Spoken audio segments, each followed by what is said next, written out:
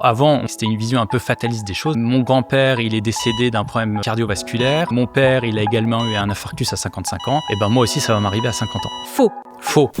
On entend parler du collagène absolument partout, sous forme de poudre ou de gélule. Je serais assez catégorique. Je pense qu'on est vraiment là dans un truc marketing à 100%. Une des techniques où on a énormément de résultats physiologiques, c'est le qui va stimuler, des fois jusqu'à 400%, la création de collagène. Ah d'accord. Ozempic Face. Pourquoi il ne faut surtout pas le faire ? Si vous voulez voir un exemple néfaste de l'Ozempic Face, regardez ce qui est devenu Kelly Osbourne qui a utilisé l'Ozempic pour la perte de poids. Kris Jenner, j'ai l'impression qu'elle est encore plus jeune qu'il y a 20 ans. Là, c'est pas un grain de peau de quelqu'un qui a 70 ans. Les mains nous trahissent. Moi, j'ai l'impression, quand on va sur Instagram, tout le monde se ressemble. Des très grosses pommettes, des très grosses lèvres et puis un menton qui s'agrandit. Et bien là, on est tombé dans les excès de l'acide hyaluronique. Qu'est-ce qu'il a mal fait, Bradley Cooper ? On a l'impression maintenant qu'il a un regard un peu plus triste. Victoria Beckham et Jennifer Aniston, Adele et Oprah Winfrey, Ariana Grande. Lifting des bras, lifting du dos, lifting du bas du dos, lifting de l'abdomen, combiné à un BBL, une augmentation au niveau des fesses, il faut que vous compreniez, ça peut vous tuer. La blépharoplastie, mommy makeover, rib scar. C'est une technique chirurgicale qui consiste à fracturer des côtes pour obtenir une silhouette en sablier. Waouh. Ça coûte combien de se payer un nouveau visage comme celui-ci ? Là, il faut bien comprendre qu'il y a une question de timing. Il ne faut pas rater le bon moment. Vous pouvez remonter l'horloge de 10 à 20 ans. Et si vous voulez bien vieillir dans votre vie sans problème de santé, visez à 50 ans. Vous, docteur Vivien Maurice, qu'est-ce que vous avez fait sur votre visage ?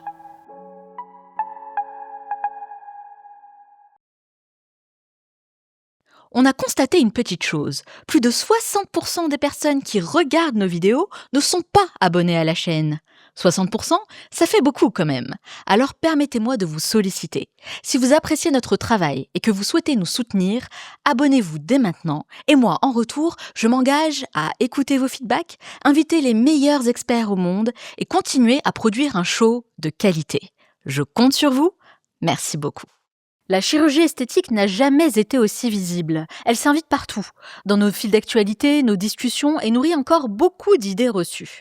Aujourd'hui, je reçois un expert reconnu pour la rigueur de son travail et sa capacité à rendre accessible un univers souvent mal compris. Spécialiste en chirurgie plastique et esthétique, il cumule plus de 4000 interventions majeures. Il a exercé à l'international, à Singapour et Dubaï, et aujourd'hui en France, et partage son expertise lors de conférences à travers le monde. Chirurgien esthétique mais aussi réparateur, chercheur et auteur de publications médicales de référence, il contribue activement à faire évoluer sa discipline. Il va lever les tabous et répondre, sans détour, aux questions les plus délicates autour de la chirurgie et de la médecine esthétique. Docteur Vivien Maurice, bonjour et bienvenue dans le Manal Show. Bonjour, merci pour l'invitation et cette belle introduction. Merci, bienvenue dans le Manal Show pour la deuxième fois. Oui, deuxième épisode. On est ravis de vous retrouver pour ce deuxième entretien, vraiment, qui nous a été beaucoup demandé. Tant mieux. Pour commencer, Vivien Maurice, j'aimerais savoir quelle est la vérité inconfortable qu'on préfère éviter quand on parle de bien vieillir. Alors, bien vieillir, c'est une question qui peut être parfois mal comprise, surtout en France, où parfois on a l'idée que l'esthétique, c'est un peu un sujet tabou. Vous avez deux catégories, des personnes qui vont dire « mais il faut accepter de vieillir » et du coup accepter d'avoir des signes de vieillissement sur le visage, ça fait partie du jeu. Et puis, qui vont un petit peu catégoriser l'esthétique comme étant un sujet tabou, un sujet interdit. Et de l'autre côté, ils vont argumenter en disant « oui, mais regardez toutes ces femmes qui sont déformées, qui ont des bouches de canard ou qui ont des joues gonflées, ça ressemble plus à rien ». Et du coup, c'est vrai que c'est difficile de naviguer avec ce sujet-là parce que l'esthétique, en fait, c'est pas juste on va faire des injections ou des traitements, c'est on va réfléchir au vieillissement et au vieillissement du corps et des cellules. Donc en fait, c'est en lien direct avec notre santé. Et donc c'est ça qui est le plus intéressant et d'essayer de faire comprendre aux gens que bien vieillir, en fait, c'est de vieillir en bonne santé et d'avoir des cellules, puisque les cellules, c'est la base de notre corps, des cellules en bonne santé. Est-ce que cette notion de bien vieillir, elle est différente en France par rapport à d'autres pays ? Parce que je sais que vous intervenez dans plein de pays à travers le monde. Est-ce que c'est différent ? Alors, ce qui est différent, c'est que dans la plupart des autres pays, notamment anglo-saxons ou même dans les pays du Golfe, l'esthétique n'est pas tabou. Ouais. C'est-à-dire que les femmes entre elles vont discuter j'ai fait tel traitement Botox, j'ai fait telle injection avec tel médecin, etc. C'est beaucoup plus décomplexé qu'en France. Donc ça, c'est la première chose. Et après, il y a aussi les extrêmes. C'est-à-dire que dans ces pays-là, parfois, on part dans des extrêmes avec, en effet, des injections qui sont trop poussées et du coup, qui vont effrayer certaines personnes en France en se disant « je ne veux surtout pas ressembler à ça ». Et il faut bien comprendre que si on prend l'esthétique et surtout le raisonnement de je veux bien vieillir en pensant à ma santé en premier, on est capable de faire des choses très naturelles où le but c'est pas de transformer son visage par exemple, mais plus d'accompagner nos structures, notre structure du visage, notre vieillissement avec le temps. Ouais, et c'est pour ça que je vous ai invité pour la deuxième fois, parce que j'adore cette approche. Je trouve que c'est très important de rester soi-même dans tous les sens du terme et comme vous l'avez dit, d'essayer d'avoir un résultat le plus naturel possible. Et on va le voir plus en détail, bien évidemment. Vous dites qu'il faut accepter de vieillir, c'est la première étape avant de commencer à vouloir changer quelque chose sur son corps, justement ? En fait, il y a deux choses sur la médecine ou la chirurgie esthétique. C'est-à-dire qu'il y a souvent une demande, donc tout ce qui est anti-aging, c'est-à-dire qu'on veut un petit peu retarder les signes du vieillissement. Et du coup, là, on parle de tout ce qui est bien vieillir. Et puis, il y a aussi une autre chose, c'est que la chirurgie esthétique, ça peut être une chirurgie de transformation. Où on peut avoir des complexes, notamment une jeune fille à 14-15 ans qui se retrouve avec une hypertrophie mammaire, une poitrine très importante et qui va souffrir de ça parce qu'elle ne pourra pas faire de sport, parce qu'elle va être moquée à l'école. Et bien là, on va être dans une chirurgie vraiment de transformation avec la réduction mammaire, par exemple. Et on peut du coup résoudre un vrai problème, un vrai complexe qui entraîne des conséquences dans la vie quotidienne par une chirurgie. Même réflexion avec notamment la rhinoplastie. Où on a des fois des demandes chez des patients très jeunes où quand on a un nez très important, ça peut provoquer beaucoup de complexes. Et donc là, c'est une chirurgie plutôt de transformation du corps. Et de même, tout ce qui est chirurgie réparatrice, vous avez aussi des jeunes filles qui vont avoir des amasties, c'est-à-dire la poitrine qui se développe pas du tout. Elles arrivent à 18, 20 ans après la puberté, il n'y a pas de poitrine, c'est un bonnéat et ça va entraîner de profonds malaises psychologiques et dans la vie sociale ensuite. Et bien pareil, une chirurgie plastique, une augmentation mammaire, ça dure moins d'1 heure, ça va régler ce problème-là. Donc c'est une spécialité où on a finalement deux approches. L'approche anti-aging qui peut s'adresser à tout le monde et qui est en lien avec notre santé, et puis l'approche où on va régler un problème aigu, entre guillemets, avec une transformation du corps. Ouais, c'est ça, il y a vraiment deux approches. Donc j'imagine pas du tout la même façon de faire et ni d'aborder les patients. Oui, exactement. Les patientes, quand ils viennent pour une transformation physique, c'est que derrière, il y a une grosse souffrance psychologique. Et souvent, il y a eu déjà plusieurs années où les patientes réfléchissent notamment à la réduction mammaire. Ou même, j'ai eu des femmes de 60, 70 ans qui viennent pour une réduction mammaire en me disant « Docteur, j'y pense depuis 15 ans, depuis 20 ans et j'ose pas le faire ». Et au bout d'un moment, la gêne est tellement importante que même à 70 ans, finalement, maintenant, c'est toujours jeune. On peut encore vivre pendant encore 20 ans. Donc, l'intervention a un intérêt. D'accord. Est-ce que les patients qui viennent vous voir savent vraiment ce qu'ils veulent faire ou est-ce qu'ils reproduisent simplement ce qu'ils ont déjà vu ? Ouais, alors c'est une bonne question. Il y a deux types de patients. Il y a des patients qui vont venir adressés par des amis ou un peu le bouche à oreille et du coup qui ont déjà eu telle intervention et qui viennent avec une demande spécifique. Notamment, on a parlé de la réduction mammaire ou l'augmentation mammaire. Souvent, c'est des demandes très spécifiques. Et après, il va y avoir d'autres patientes qui vont venir notamment pour le visage en disant « Docteur, voilà, je viens pour une consultation pour mon visage, pour le rajeunissement et finalement, je vous fais confiance. Qu'est-ce que vous me conseillez ?» Ah oui. Et donc, vous avez carte blanche. Carte blanche. C'est compliqué quand même. Carte blanche en disant qu'est-ce que vous me conseillez. Il peut y avoir certaines patientes qui viennent en disant j'ai vu qu'il y avait telle intervention qui existait, comme par exemple le lifting ou la chirurgie des paupières. Est-ce que vous pouvez m'expliquer un petit peu comment ça marche? Donc première consultation, c'est souvent une demande d'information. Et le rôle du médecin, c'est déjà de pouvoir analyser le visage ou analyser le problème, de poser un diagnostic et ensuite de proposer un plan de traitement. Donc, la majorité des patientes qui viennent vous voir, en réalité, ont besoin de conseils au départ. Oui, c'est d'abord conseil parce que ils sont un peu perdus entre ce qu'on leur raconte dans leur entourage, ce que les amis, la famille vont leur dire, avec parfois du grand n'importe quoi. Et puis, ça peut être potentialisé maintenant par Internet, notamment les réseaux sociaux, où c'est un bel outil, mais dedans, vous avez des choses qui sont pas filtrées, vous avez des informations, des fake news, ou même des choses qui dérapent complètement et qui peuvent rentrer dans la tête des gens en se disant « c'est ça la normalité ». C'est quoi la plus grande idée reçue que vous avez entendue cette dernière année, par exemple, et qui vous a vraiment rendu crazy? La plupart des demandes, souvent, c'est des gens qui viennent et des femmes, on va dire, de 55, 60 ans, qui n'ont jamais fait de chirurgie ou de médecine et qui vont venir en disant « Docteur, il est temps pour moi de faire quelque chose, on va faire du Botox, je veux ce résultat-là », en mimant un lifting complet du visage. D'accord. Et donc là, on est sur un décalage complet entre ce qu'on attend d'un traitement et puis la réalité, on va dire, du visage. Parce que c'est quelque chose qu'elles ont peut-être vu sur les réseaux, sur leur feed Instagram, et elles se disent « Ok, en une opération, je peux obtenir ça ». Exactement. Et là, c'est important, le rôle du médecin notamment, de déconstruire un petit peu qu'est-ce qui a été compris comme information et de reprendre avec des faits établis, avec les techniques chirurgicales, avec la science, en expliquant, attendez, ça va être possible de faire, mais à 55 ans, on peut pas transformer un visage juste avec du Botox. Il va falloir une prise en charge beaucoup plus globale. Et en parlant des réseaux sociaux, est-ce que ça a changé votre manière de travailler ? Alors, les réseaux sociaux, ça a deux côtés. Ça a un côté positif quand les gens m'ont vu, par exemple, sur les réseaux ou ont entendu des interviews ou autre chose.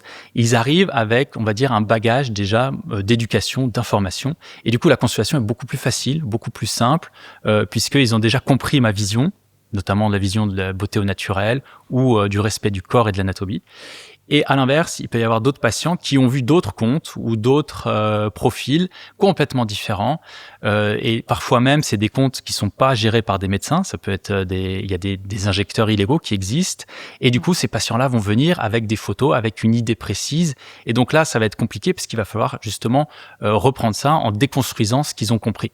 C'est quelque chose que vous voyez de plus en plus, ça ? C'est quelque chose qu'on voit de plus en plus, surtout à l'étranger. Je l'ai beaucoup vécu à Dubaï notamment. En France, ça arrive de plus en plus et ça arrive pour tous les âges. C'est-à-dire qu'au début, je pensais que c'est plutôt les patients jeunes, 20 à 30 ans, qui sont beaucoup sur les réseaux, notamment c'était sur TikTok. Ça, c'était à l'étranger.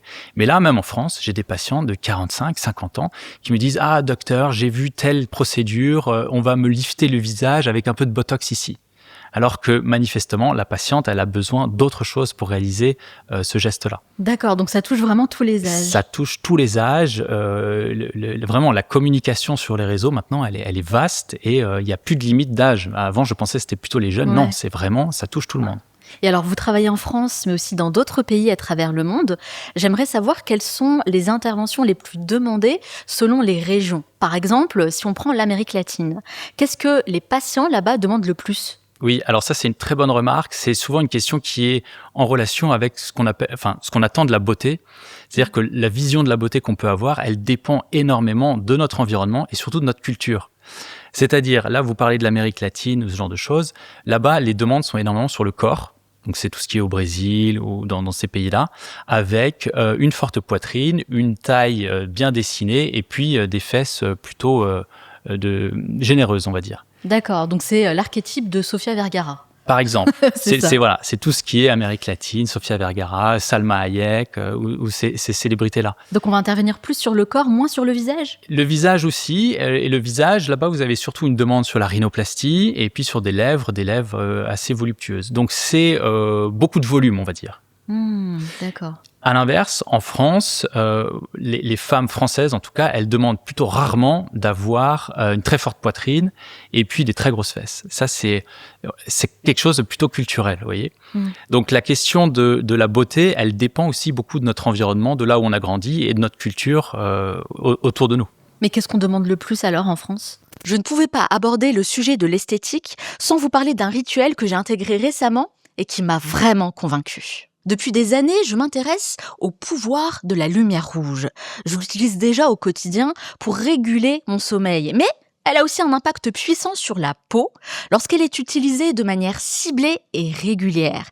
C'est exactement la philosophie du FAQ 202 de Foreo, le sponsor de cette vidéo. Foreo, c'est une marque mondiale de beauty tech reconnue pour redéfinir le soin de la peau grâce à l'innovation et un design distinctif. Le FAQ 202 se distingue non seulement par son design sculptural audacieux, mais aussi par sa puissance et sa précision.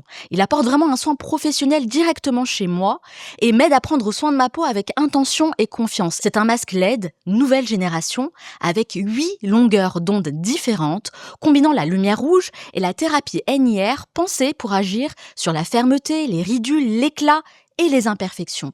La lumière rouge, elle, stimule naturellement la production de collagène et aide à lutter contre les signes de l'âge, tandis que la lumière LED NIR pénètre plus profondément que la lumière rouge et contribue vraiment à améliorer les ridules, les taches solaires, les rides et le relâchement cutané. La peau paraît plus dense, plus lisse, plus lumineuse et moi ce que j'apprécie particulièrement, c'est vraiment le design. Le masque est souple, léger, sans fil, il est vraiment très esthétique. Alors on le place sur le visage, on lance la séance via l'application et pendant 10 à 15 minutes, la lumière agit. Ce n'est pas un miracle instantané, c'est vraiment une approche stratégique fondée sur la science. Et personnellement, ce que je remarque, c'est une peau qui est plus repulpée, plus uniforme et surtout plus lumineuse. C'est un investissement sur la qualité de votre peau sur le long terme. Et en ce moment, justement, Foreo rend sa technologie beaucoup plus accessible. Si vous souhaitez tester à votre tour, cliquez sur le lien dans la barre d'infos et utilisez mon code MANAL30 pour bénéficier d'une belle réduction de 30% sur votre commande. Et merci à Foreo de nous accompagner sur cette vidéo. En France, les opérations les plus fréquentes, c'est la chirurgie de la poitrine. Donc ça va être soit augmentation mammaire, soit réduction mammaire. C'est une des demandes les plus importantes. Puis après, ça va être les chirurgies de la silhouette avec liposuction-plastie abdominale. Donc le fait de travailler le ventre, de le rendre plat, notamment après des fois des pertes de poids massives ou des grossesses. Et puis après, sur le visage, ça va être beaucoup médecine esthétique. Donc tout ce qui est botox et injection. Même si la France, on peut la considérer un petit peu en retard sur certains pays, elle est en train de rattraper son retard. On est sur la médecine esthétique, en tout cas sur des croissances qui sont importantes. Mais est-ce que vous n'avez pas l'impression, Vivien, que les gens demandent quand même toujours un peu la même chose et que finalement on retrouve des photocopies, notamment chez les femmes? Moi j'ai l'impression, quand on va sur Instagram par exemple, que tout le monde se ressemble. Oui, alors ça c'est en effet le risque, c'est d'avoir tout le temps le même visage et ça peut aussi être créé par certaines célébrités. En vieillissant, chaque année on va perdre un petit peu de volume au niveau du visage. On va perdre du volume de graisse, du volume osseux, également du volume au niveau de l'épaisseur du derme. Donc c'est à peu près 1% à partir de 25-30 ans. Et au bout d'un moment, les premiers gestes pour un petit peu limiter ce vieillissement du visage, ça va être le fait d'injecter notamment de l'acide hyaluronique, qui va redonner du volume en attrapant de l'eau. Et ces zones-là, ça va être les pommettes, ça va être les sillons nasogéniens, et puis un petit peu le menton, et cette zone ici en avant des bajoux. Et donc, ces outils, l'acide hyaluronique qui va redonner du volume, qui va recréer un petit peu cette perte, va permettre un petit peu de lifter le visage. Alors, c'est pas un vrai lifting, mais c'est juste assouplir un peu l'apparition de dépression. Ça marche quand on a 30, 35, peut-être 40 ans. Mais au bout d'un moment, quand on va forcer le trait sur les injections, on va se retrouver, comme vous dites, avec tous ces visages qui se ressemblent, c'est-à-dire des très grosses pommettes, des très grosses lèvres avec des fois du produit qui migre sur la lèvre blanche et du coup on se retrouve avec un profil un peu bizarre, et puis un menton qui s'agrandit, qui s'allonge et une mandibule aussi qui s'élargit. Et bien là, on est tombé dans les excès de l'acide hyaluronique. On est tombé dans les excès d'un traitement qui était bien, mais qui est devenu inadapté. Parce qu'à 40-45 ans, il y a peut-être un autre problème, c'est l'affaissement des tissus, notamment l'affaissement des graisses, l'affaissement du SMAS, l'affaissement du platysma. Et donc là, on rentre dans d'autres techniques chirurgicales, c'est le lifting. D'accord. Donc en fait, là, il faut bien comprendre qu'il y a une question de timing, qu'il ne faut pas rater le bon moment pour peut-être changer de technique. Et comment savoir quel est le bon moment ? Justement, à partir du moment où on commence vraiment à avoir beaucoup de volume dans le visage, là, il faut peut-être se poser la question de faut-il arrêter les injections, faut-il passer à la chirurgie. Donc là, l'idéal, c'est d'être accompagné depuis plusieurs années, soit par un médecin esthétique, soit un chirurgien esthétique. En tout cas, quelqu'un qui va être honnête en disant là, peut-être qu'il serait temps d'arrêter ce type de traitement et réfléchir à autre chose. Donc, les personnes qui ont eu recours à ces interventions d'acide hyaluronique il y a quelques années, on n'avait pas assez de recul là-dessus. Aujourd'hui, je pense qu'elles doivent quand même regretter. C'est quelque chose que vous entendez, vous, souvent ? Il y a des gens qui se rendent même plus compte de ce qui s'est passé sur leur visage. C'est-à-dire qu'ils se rendent même pas compte que le visage est gonflé de partout et pour elles, ça pose pas de problème. Ça devient la norme. Ça devient la norme. Et il y a certaines personnes, on leur explique. Moi, j'avais des demandes notamment à Dubaï où des patientes qui arrivaient à 55, 60 ans qui me demandaient « Docteur, il est temps pour moi de faire un lifting ». Mais le visage était tellement gonflé, il n'y avait plus de laxité au niveau des tissus. Je faisais l'examen clinique, je disais « Il n'y a pas d'indication, je ne peux rien faire ». Et parce qu'on était allé trop loin et le visage on ne pouvait plus le travailler avec une chirurgie conventionnelle. Donc quand le visage est trop gonflé, là, c'est un point de non-retour ? On peut arriver sur certains points de non-retour, notamment quand il y a... Alors, on parle des extrêmes, on parle pas d'injecter de l'acide hyaluronique une fois par an. C'était des injections tous les 3 mois, répétées, avec un mélange de stimulateurs collagéniques, donc c'est les nouveaux traitements qui vont stimuler le collagène des patients, comme le Sculptra ou Radiesse, combinés avec l'acide hyaluronique, combinés à certains traitements exogènes, comme des microneedling avec de la radiofréquence, donc des traitements qui vont eux-mêmes stimuler le collagène du patient. Le point de non-retour, on peut toujours travailler, notamment il existe une enzyme qui va digérer l'acide hyaluronique, ce qu'on appelle la hyaluronidase, qui va nous permettre de dissoudre quand il y a un excès de produit sur certaines zones du visage. Et à ce moment-là, on va pouvoir travailler chirurgicalement. Donc, je vais prendre un exemple concret. C'est souvent au niveau des lèvres où on a parfois un excès de produit qui va diffuser au niveau de la lèvre blanche. Et avec le temps, le philtrum, cette zone qui est ici, va s'allonger. Et donc, l'indication, ça va être un lifting de la lèvre supérieure. Et donc, si on veut réaliser l'intervention dans de bonnes conditions, il va falloir d'abord dissoudre le produit pour que le tissu redevienne plus souple. Et à ce moment-là, on peut réaliser une bonne chirurgie. D'accord. Donc, il existe quand même des solutions pour pouvoir améliorer, même si on a eu un excès à un moment donné dans sa vie. Alors, on va faire un avant-après de certaines célébrités et vous allez nous décrypter ce qu'elles ont fait. J'ai pas mal de photos à vous montrer, vous allez voir. Mais juste avant, j'aimerais qu'on aborde un sujet qui m'intéresse beaucoup. On entend beaucoup parler d'épigénétique. Oui. Qu'est-ce que c'est concrètement ? Alors ça aussi, c'est un sujet qui me passionne énormément. Alors déjà, il faut comprendre qu'est-ce que c'est la génétique. Donc pour comprendre nos gènes en fait, c'est, si vous voulez, c'est un petit peu comme le plan de l'architecte. Donc les gènes vont coder et vont fabriquer des protéines. Les protéines, c'est après nos cellules qui vont former ce qu'on appelle le phénotype. Et ben en fait, le plan de l'architecte va créer une maison. Et notre phénotype, c'est la maison, c'est notre corps. D'accord. Et il y a plusieurs années, on pensait que nos gènes, du coup, créaient pour notre corps, cette fameuse maison, et qu'on ne pouvait jamais rien modifier. C'est-à-dire que si vous étiez bien né et que vous avez, par exemple, des gènes pour être sportif de haut niveau, vous alliez devenir sportif de haut niveau, et c'était comme ça. Et il y a une part de vérité là-dedans, c'est vrai. Mais on s'est rendu compte que l'épigénétique, en fait, c'était la modification de l'expression des gènes. C'est-à-dire qu'on a beau avoir un plan, eh bien, en fait, ce plan, il peut être modifiable sur certaines portions. Pas à 100% évidemment, mais on peut modifier beaucoup de choses. Et cette épigénétique, eh bien, c'est le fait notamment d'avoir notre environnement. C'est-à-dire que les facteurs environnementaux, et on peut en citer certains qui vont, par exemple, aggraver notre gène et du coup accélérer le vieillissement, par exemple. Lesquels ? C'est tout ce qui est toxique. Donc, ça commence, un des premiers que souvent les gens n'ont même pas conscience, c'est le soleil. Le soleil et les ultraviolets qui vont pénétrer dans notre peau et qui vont dénaturer notre génotype, notre ADN. Vous avez aussi tout ce qui est tabac, ça c'est plutôt connu. En fait, c'est tout ce qui va apporter un stress oxydatif au niveau des cellules. Donc c'est valable pour tout notre corps, toutes les cellules de notre corps, et ça se ressent sur la peau. En fait, il faut bien se dire une chose, c'est que la peau, c'est le reflet de notre santé. Et donc, vous allez retrouver d'autres choses, notamment c'est l'alimentation, et notamment l'alimentation extrêmement sucrée. Les sucres rapides vont entraîner des modifications au niveau épigénétique. Vous avez ensuite des facteurs qui sont plutôt protecteurs, avec notamment l'activité sportive. Et là, l'activité sportive, c'est un sujet qui est souvent mal compris.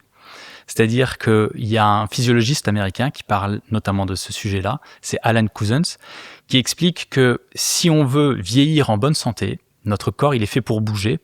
Et si vous regardez les recommandations américaines ou françaises en cardiologie, on va vous dire qu'il faut faire du sport 2-3 fois 30 minutes par semaine. C'est pas suffisant selon vous ? C'est largement insuffisant. Alors, c'est pas selon moi, mais c'est notamment selon ce physiologiste qui a publié ses recherches là-dessus, en expliquant que si on veut vieillir en bonne santé avec notre corps, il faudrait consommer entre 500 et 1000 calories par jour en actif. D'accord. Et donc, ça correspondrait entre 1 à 2 heures de sport par jour.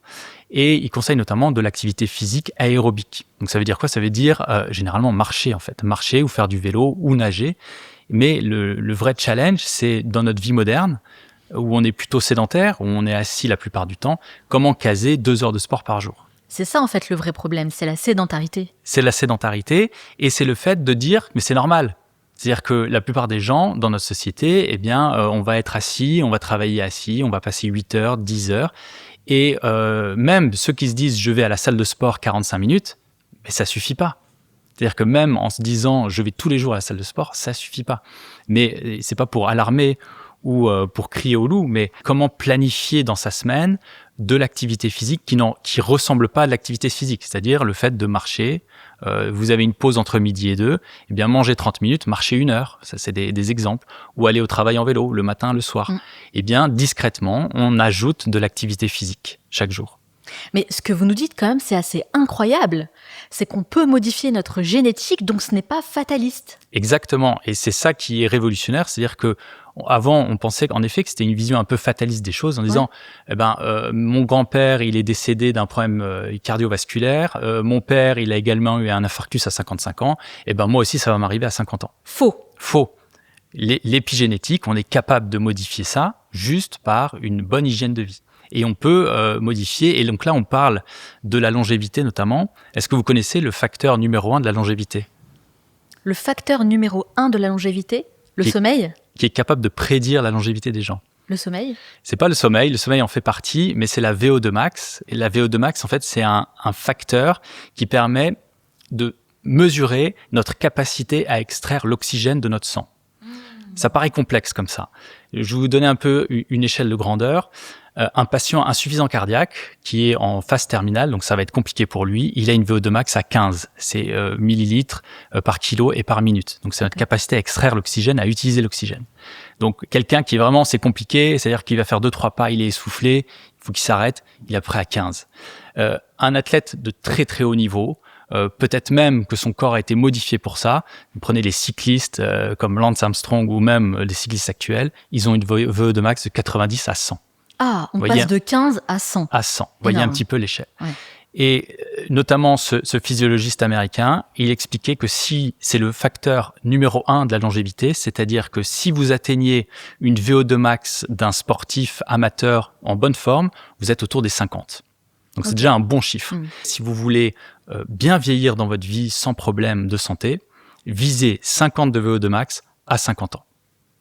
Ok, c'est un bon moyen de s'en rappeler. C'est un bon moyen de s'en rappeler. Alors après, je laisse au défi des gens qui ont notamment des montres Garmin ou qui font un peu de sport. 50 de VO2 max, ça commence à être déjà un bon chiffre. Donc ça veut dire qu'il faut avoir une activité physique qui est régulière depuis longtemps. Parce que la VO2 max, elle va pas s'élever en 2-3 mois. Il faut plusieurs années pour qu'elle augmente. Et vous savez où vous en êtes, vous ? Moi, je suis autour des 55. Ah, pas mal. Très bon score. Mais ça a augmenté après le Covid notamment, où pendant plusieurs années, je bougeais, mais bougeais peu. Et j'ai fait l'effort d'essayer de bouger plus, justement, après ces années-là. D'accord. Et qu'est-ce que vous pratiquez comme activité, comme sport ? Oui, je fais beaucoup de vélo.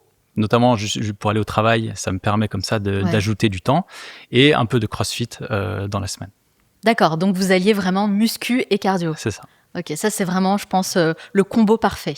Voilà. Alors après, le CrossFit, il y en a certains qui vont dire oui, c'est brutal, c'est traumatisant, etc. Ça peut être vrai, c'est-à-dire qu'il faut avoir souvent c'est encadré quand même par un coach et pour faire des mouvements sérieux, et surtout pas se challenger trop vite sur des charges.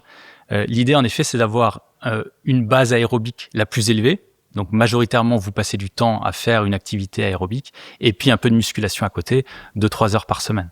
Après, le CrossFit, c'est hyper efficace. C'est exactement. C'est difficile, mais c'est très efficace. C'est le sport où vous avez un des meilleurs rendements entre le temps que vous passez et derrière les résultats que vous allez avoir. Et la preuve, c'est que finalement, vous avez un bon résultat.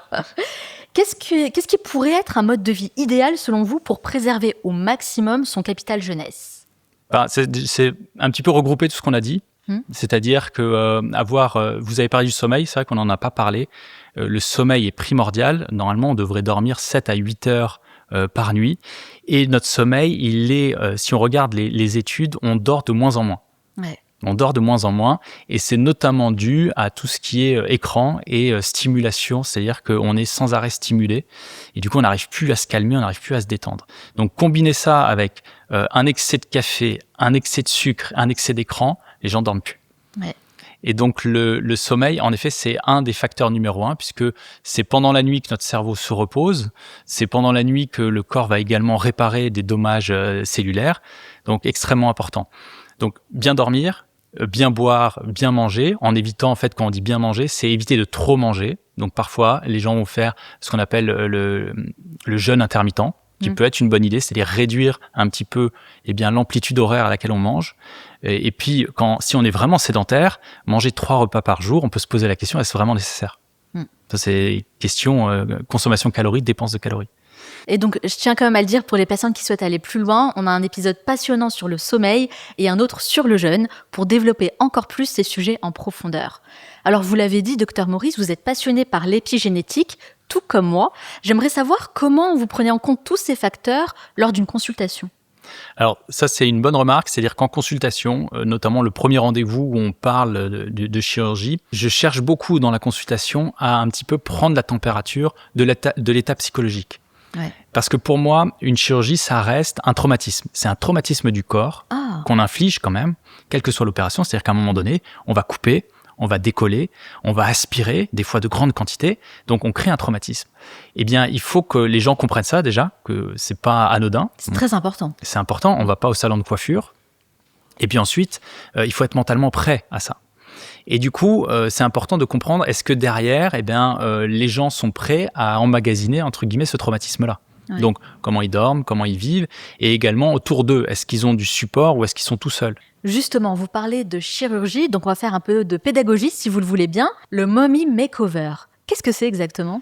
Alors, c'est une chirurgie qui est surtout très connue aux États-Unis. Donc, c'est la combinaison de 2 opérations, c'est-à-dire après des grossesses, c'est le fait de combiner un lifting mammaire avec une chirurgie de la paroi abdominale afin de traiter parfois un excès de graisse, de resserrer les muscles abdominaux, le diastasis, et de lifter la poitrine.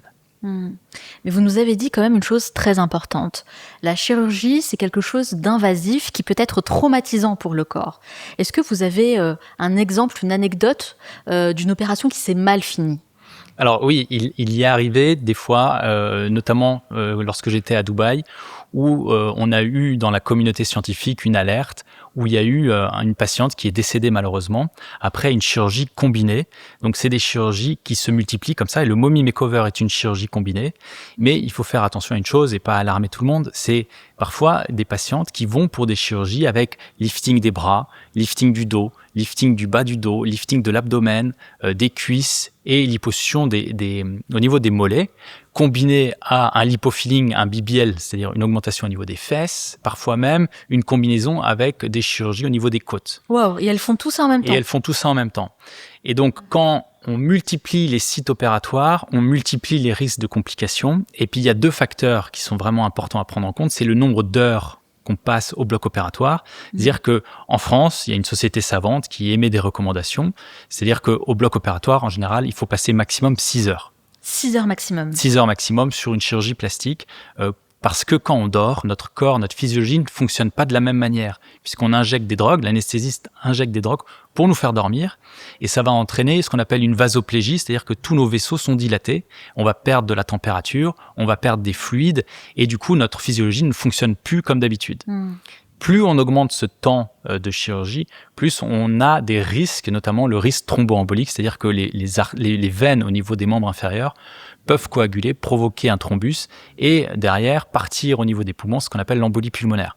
Et c'est ce qui est passé à cette patiente qui a passé plus de 12 heures au bloc opératoire et en plus, il y a eu plus de 12 litres de graisse aspirée durant l'opération. Wow, de la même manière, en France, on a une recommandation où au bout de 6-8 litres de graisse, donc on stoppe l'opération, c'est-à-dire qu'on va s'arrêter là. C'est un objectif, c'est une des limites. Après, c'est une limite qui est variable en fonction du poids du patient. En fait, c'est un pourcentage. Mais en général, on est entre 6 et 8 litres. Donc ça, en France, ce genre de cas, normalement, n'arrive jamais parce qu'on a vraiment une recommandation forte et que la plupart des chirurgiens sont extrêmement bien formés en France.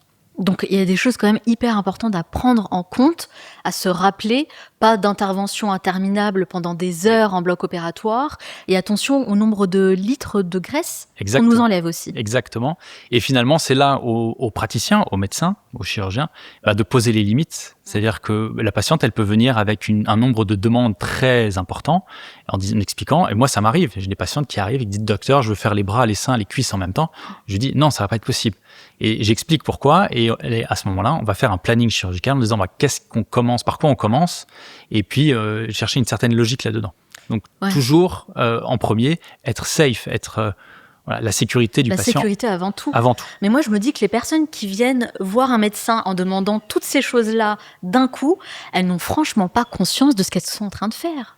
Non, et non, c'est là où il y a un problème d'information. Il y a un décalage, en fait. C'est là où il y a un décalage avec l'éducation, et c'est pour ça que voilà, ce genre de podcast, c'est très intéressant, c'est de donner des informations claires, et notamment, nous, on a ce genre de cas avec le tourisme médical. Ouais. C'est-à-dire qu'on a des fois des histoires de patientes qui sont partis dans certains pays où il y a un peu moins de régulation, un petit peu moins de normes, et certains médecins qui vont accepter d'aller sur des opérations qui durent très longtemps en combinant au maximum. Pour optimiser au maximum. Pour optimiser. C'est une question de coût en réalité. Exactement, c'est une question de coût. Et le problème, c'est que on a tous les mois, et nous on parle d'un centre, d'un CHU en province, mais à Paris c'était la même chose, où on avait chaque mois des patients qui revenaient de ces pays où il y a du tourisme médical avec des complications, mais non, avec des problèmes importants. Que vous devez rattraper. Qu'on doit rattraper, exactement. Ah, d'accord. Et on a eu dernièrement, une patiente qui venait de Turquie, où il y a eu une complication au niveau d'un BBL. La patiente, la pauvre qui a dû voyager en avion elle a eu une grosse infection, et derrière la prise en charge a été longue pour elle, c'est-à-dire qu'elle est restée hospitalisée plus d'1 mois, 3 opérations pour régler le problème. En voulant faire vite Oui. et en voulant payer moins, finalement on se retrouve dans des galères pas possibles, et on met sa vie en danger, clairement. Exactement. C'est bien ça de comprendre, c'est que vraiment la priorité du médecin dans cette spécialité, c'est en premier la sécurité. D'où l'importance vraiment d'en parler. Je vous remercie de faire un rappel là-dessus. En tout cas, moi, ça me donne des frissons, clairement. Alors, on continue dans la pédagogie avec le lifting. Qu'est-ce que c'est exactement ? Alors, le lifting, si on parle juste de ce mot lifting, c'est le fait de remettre en tension des tissus. Et si on veut être vraiment généraliste, le lifting, on peut le pratiquer à plein d'endroits du corps différemment. Quand on parle de lifting, souvent on parle du visage. Voilà. Mais lifting de la poitrine, ça existe. Lifting des bras, lifting des cuisses, lifting de ventre, lifting des fesses. Donc on peut utiliser ce mot, et il existe plein de techniques différentes. Après, spécifiquement sur le visage, le lifting est passé par un nombre d'évolutions importantes. C'est-à-dire que le lifting, au début, a été découvert dans les années 50, 60, où le principe, c'était de couper l'excès de peau en trop. C'est-à-dire que quand on vieillit, eh bien, on a un affaissement des tissus dû à la gravité ou à des pertes de poids, ça peut être aggravé aussi. Et on va se retrouver avec ici l'abat-joue qui tombe, et puis toute la partie cervicale avec un excès de peau à cet endroit-là. Et donc les premiers liftings, c'était le fait d'aborder, donc de couper ici, autour de l'oreille, et puis de remettre en tension en coupant cet excès de peau. Donc on enlevait une petite bande de peau de 1 à 2 cm, ça dépend des patients. Donc ça, c'est les premiers liftings qu'on appelle le lifting cutané. Et puis, on va voir en fait que ce lifting-là, ça a un résultat qui est court dans le temps, ça va durer 2-3 ans, puis après, à nouveau, la gravité va faire en sorte que le lifting ne tient pas en fait. Ça permet de traiter, mais ça ne tient pas forcément longtemps dans le temps. Et puis, on n'a pas des résultats très naturels, parce que parfois, les chirurgiens vont un petit peu forcer le trait, et du coup, tirer trop de peau, et donc on se retrouve un petit peu comme cet effet figé qu'on peut retrouver notamment avec certaines actrices dans les années 80. Donc ça, c'était les premiers liftings. Mais alors, quand on est dans cette situation, que la peau retombe après un lifting, qu'est-ce qu'on doit faire à ce moment-là ? En fait, c'est la question de quel type de lifting. Et là, c'est là où il y a une confusion générale, c'est-à-dire que même encore maintenant, les gens comprennent pas ce qui se cache derrière ce mot lifting. Et même, vous pouvez voir un peu sur Internet, sur les réseaux, on parle de plus en plus de ce qu'on appelle le deep plane. Donc, si on reprend l'historique des liftings, dans les années 1978, c'est-à-dire un chirurgien français d'ailleurs, qui découvre le SMAS, qui est une structure anatomique importante, donc c'est le docteur Mitz, qui exerce encore à Paris, et qui découvre que sous la peau, sous la graisse, on avait une petite structure fine de quelques millimètres qui est blanche et qui est en continuité avec le platysma, qui est un muscle au niveau cervical. Eh bien, cette découverte-là est fondamentale puisqu'ils vont être capables, les premiers chirurgiens vont être capables de développer un lambeau, c'est-à-dire de découper un petit peu cette structure, ce SMAS, pour le remettre en tension. Et en fait, c'est un petit peu le principe du drap et de la couverture. Si vous tirez sur le drap, la couverture va venir avec.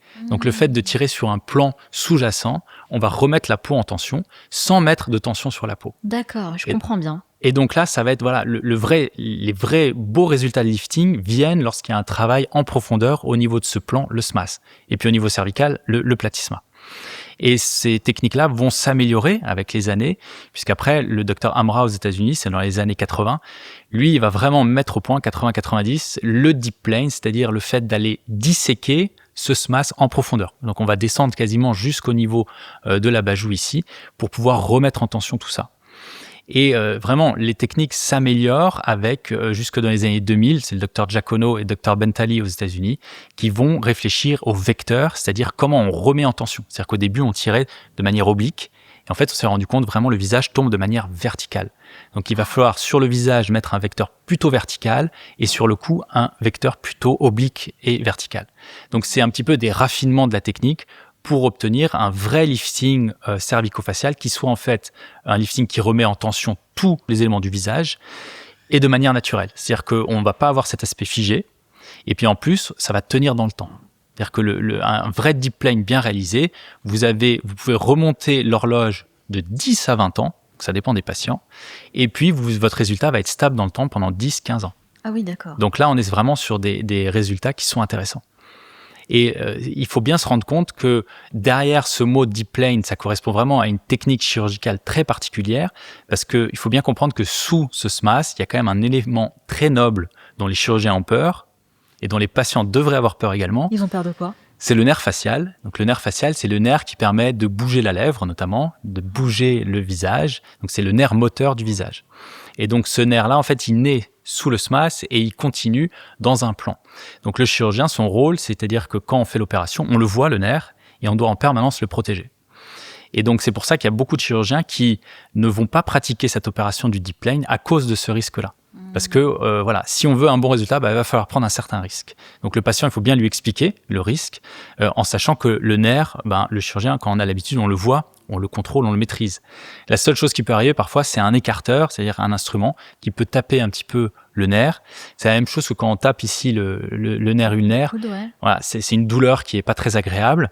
Eh bien, on peut avoir ce qu'on appelle une parésie, c'est-à-dire que l'angle de la bouche peut tomber pendant quelques semaines. D'accord. Quelque chose de réversible, ça revient, mais c'est si on provoque un traumatisme sur un nerf. Le nerf est un élément anatomique très fragile. Donc en réalité, le lifting, c'est assez subtil comme chirurgie et ça a beaucoup évolué ces dernières années. Est-ce qu'il y a un timing à respecter pour le lifting du visage ? À quel âge en fait, quel âge idéal je devrais en faire un ? Ouais, le lifting, ça dépend vraiment de son visage. Je vais prendre un exemple. La plupart des gens peuvent penser à réfléchir au lifting autour de la cinquantaine, en disant là peut-être il va falloir penser à un lifting. Mais j'ai déjà eu des patients, notamment des patients des hommes qui venaient, qui avaient 65 ans, qui avaient les pommettes très marquées parce qu'ils avaient une densité osseuse importante, la mandibule aussi. Il faut bien comprendre que plus vous avez de volume naturellement, notamment grâce à l'os, moins les tissus vont s'effondrer. Et du coup, il arrivait à 60 ans, il avait quasiment pas de bajoux, il avait juste un excès à cet endroit-là. Donc, à ce moment-là, je lui ai proposé, je lui ai dit, vous savez quoi, on n'a pas besoin de faire un lifting complet, on va juste travailler vraiment la partie cervicale. D'accord. Donc, il n'y a pas de réponse absolue. Et à l'inverse, vous pouvez avoir des patientes qui ont perdu 40, 50 ou 60 kilos après des chirurgies bariatriques et qui, à 35 ans, finalement, il y a déjà une indication de lifting. Donc, c'est vraiment au cas par cas. Et ce que j'ai aimé, c'est que vous disiez, c'est une chirurgie qui est subtile. C'est vrai, c'est très subtil. C'est une chirurgie qui doit être profondément personnalisée. Parce que quand on analyse le visage, certaines personnes vont se dire « Ah, docteur, j'ai besoin de quelque chose ici. » Oui, et là-haut, on en parle. C'est-à-dire qu'il faut se poser la question de qu'est-ce qui se passe au niveau du front, au niveau des yeux. Donc, vous avez la paupière supérieure, la paupière inférieure. Et donc, quand on envisage vraiment une chirurgie du visage, d'abord, c'est de poser la bonne indication. Donc, on analyse du visage en disant où est-ce qu'on voit certains signes du vieillissement et qu'est-ce qu'on peut faire. Et à quel type de personnes vous refusez catégoriquement de faire un lifting ? Alors, ça va être tout ce qui est contre-indication médicale, d'abord. C'est-à-dire que des personnes qui ont des pathologies actives, des infections ou des maladies inflammatoires graves ou des cancers, là, on va pas pouvoir proposer de chirurgie parce que derrière, il y a un état de santé qui le permet pas. Ça, c'est une première chose importante. Deuxième chose importante aussi, c'est en rapport avec le poids. C'est-à-dire qu'on reprend toujours l'indice de masse corporelle, qui est le rapport entre le poids et la taille au carré, qui nous donne une indication. C'est-à-dire que si on est au-dessus de 30, on est considéré, d'après les rapports médicaux, comme obèse. En chirurgie plastique, il est recommandé de ne pas opérer au-dessus de 30. Pour quelle raison ? Pour quelle raison ? Parce que la première, ça se passe au niveau de l'anesthésie. C'est-à-dire que quand on est endormi, donc on a expliqué, le corps fonctionne différemment et la respiration est différente. C'est-à-dire qu'on met un tube et dedans, on va pousser une pression pour respirer. Ouais. Alors que quand on respire naturellement, j'inspire, c'est moi qui fais remplir mes poumons tout seul. C'est pas une machine qui pousse le gaz. Eh bien, quand on est obèse, on peut avoir ce qu'on appelle un syndrome restrictif, c'est-à-dire que les tissus mous autour de la cage thoracique sont tellement importants qu'ils vont comprimer et un petit peu faire pression sur les poumons. Et donc l'anesthésiste qui lui met son tuyau et qui va pousser une pression à gaz, il va avoir du mal à ventiler les gens. Donc on prend un risque anesthésique. Et donc le risque majeur, moi ce que j'explique aux patients, je dis mais en fait il faut que vous compreniez, ça peut vous tuer. C'est-à-dire que si on opère dans des mauvaises conditions et on ne respecte pas cet IMC-là, ça peut très mal se passer. Ça, c'est la première remarque. Puis deuxième remarque, la graisse, c'est le tissu humain du corps, c'est le tissu du corps humain qui se défend le moins bien contre l'infection. C'est-à-dire que plus notre tissu sous la peau est épais, où il y a beaucoup de graisse, plus on a un risque d'infection, d'écoulement, donc les cicatrices sont pas belles, sont rouges ou même s'infectent. D'accord. Donc primordial, l'état de santé, et puis c'est également le poids. Et puis enfin, dernière chose, et on en a déjà un petit peu parlé, c'est l'état psychologique, c'est-à-dire de bien comprendre où en est le patient, est-ce que la demande elle est bien réfléchie, et que c'est aussi une chose que je demande, c'est est-ce que le patient, c'est pour lui qu'il le fait, et pas pour quelqu'un d'autre. Parce que des fois, vous pouvez avoir des histoires de divorce ou de le patient qui veut faire une chirurgie pour essayer de reconquérir, ça arrive. Et du coup, ça, c'est un piège. Parce que si la personne fait une chirurgie pour quelqu'un d'autre, elle n'est pas prête à subir forcément ce traumatisme-là. Donc ça, c'est un vrai red flag en se disant, là, attention, il y a un danger là-dessus. Et également, dans tout ce qui est aspect psychologique, c'est de comprendre quel est l'objectif du patient. C'est-à-dire quelle est la demande exacte. Parce qu'on peut tomber des fois dans ce qu'on appelle des demandes irréalistes. C'est-à-dire que, imaginons une patiente de 65 ans qui veut le visage d'une femme de 20 ans. On va en parler. C'est irréaliste. C'est irréaliste. Mais ça existe. Une seule chose à vraiment prendre en compte si on veut faire un lifting, ça serait quoi ? Ce serait de consulter un praticien qui a l'habitude de faire des liftings et d'avoir vraiment une approche globale du visage. Pas juste venir en disant « je veux un lifting ». Non, c'est d'abord, avant tout, une analyse esthétique du visage et ensuite de vraiment pouvoir mettre en place un plan de traitement. Le Reef Scar, qu'est-ce que c'est et qu'est-ce qui pourrait devenir problématique avec cette technique ? Alors, le Reef Scar, c'est une technique chirurgicale qui est encore très méconnue en France, qui consiste à fracturer des côtes pour obtenir une silhouette vraiment extrême au niveau de la taille, donc une silhouette en sablier. Donc on veut vraiment avoir cet aspect-là au niveau esthétique. D'où les ribs. D'où les ribs. Okay. Donc on va travailler sur les côtes. Donc la technique chirurgicale en elle-même, elle a été développée par un chirurgien espagnol. Et le principe consiste à fracturer les 4 dernières côtes, les côtes flottantes, numéro 11, numéro 12, au niveau du dos, donc à l'arrière du dos. Fracture unicorticale réalisée avec un appareil qu'on appelle un piézotome. Donc c'est un appareil ultrasonique qui va vraiment fabriquer une fracture vraiment contrôlée sous échographie. Donc la technique chirurgicale est quand même bien décrite, fracture unicorticale, et derrière, le fait de casser, on va réduire l'amplitude de la cage thoracique, et comme ça, on a vraiment cet aspect de sablier. Mais c'est pas risqué ça, de casser des côtes ? Alors, c'est risqué. Le risque, c'est quoi ? C'est d'aller perforer la plèvre. La plèvre, c'est la membrane qui entoure le poumon. Et donc, si on perfore la plèvre, on peut avoir de l'air qui rentre dedans, et ce qu'on appelle un pneumothorax. Pneumothorax, ça peut être gravissime puisque le poumon, il est complètement ratatiné sur lui-même à cause de la pression atmosphérique autour. Wow. Donc ça, c'est le risque majeur. C'est le risque que beaucoup de chirurgiens ont en tête. Moi, j'ai vu la technique, j'ai été formé, notamment à l'étranger. D'accord. Et j'avais cette appréhension en me disant, c'est une chirurgie qui est quand même assez risquée. Après l'avoir vue, honnêtement, les gestes sont ultra maîtrisés. Et on est quand même sur les côtes flottantes, c'est-à-dire qu'on est à la partie basse de la cage thoracique, on s'éloigne de la plèvre. Donc le vrai risque, il y a déjà des études dessus de pneumothorax, est très faible en fait. Et l'autre risque, c'était de dire oui, mais ça fait très mal. Parce que les gens qui ont déjà eu des fractures de côte, ils vont vous dire c'est horriblement douloureux, etc. Et bien on s'est rendu compte qu'en fait, vu que c'est une fracture unicorticale, quand on dit fracture unicorticale, c'est-à-dire qu'on a cassé une des parties, un des morceaux. Une vraie fracture, c'est une fracture bicorticale, c'est-à-dire qu'on a cassé les 2 morceaux. Et bien là, unicorticale, finalement, on ne touche pas le nerf, et bien la douleur est quand même plutôt contrôlée et modérée. Mais la question qu'on peut se poser, c'est quel est l'intérêt finalement de faire ça ? C'est ça, et c'est là où je veux rejoindre, c'est-à-dire qu'au début, j'étais assez sceptique sur cette technique-là en me disant c'est risqué, c'est dangereux. En réalité, quand c'est maîtrisé, quand les gens sont formés, je pense pas que ça amène un énorme risque sur l'opération en elle-même. En plus, ça peut être réalisé assez vite, en 15-20 minutes. Par contre, la vraie question, elle est là. Elle est éthique. C'est-à-dire, qu'est-ce qu'on a vraiment besoin de casser des côtes pour obtenir une silhouette dessinée comme ça ? Sachant que maintenant, il y a quand même toutes les techniques de liposuction, notamment liposuction haute définition. On va utiliser des appareils avec des vibrations ou avec des lasers pour accentuer la rétraction cutanée. Donc, pour moi, la question, elle est là. C'est-à-dire qu'elle est plutôt, où est la limite dans nos techniques chirurgicales? Est-ce qu'on a vraiment besoin de casser des côtes? Et ça, c'est une technique qu'on voit principalement aux États-Unis, c'est ça? Aux États-Unis, en Amérique latine, même dans le Golfe, et ça vient en France. Il y a quelques chirurgiens en France qui pratiquent cette opération. D'accord. Poussé, j'imagine, par les Kardashian et compagnie. Alors ça, c'est une bonne réflexion. Oui, ça est forcément un petit peu poussé par la culture et par les célébrités. Donc les Kardashian en font partie, donc vraiment de cet aspect-là. Après, si on regarde dans l'histoire récente, même de l'époque victorienne, les femmes mettaient des corsets serrés au maximum. Donc c'est pas quelque chose de nouveau en soi, mais c'est quelque chose d'un petit peu cyclique. C'est un peu une mode. Ouais. Et donc c'est là aussi il faut être prudent, c'est-à-dire que les modes, à un moment donné, se démodent.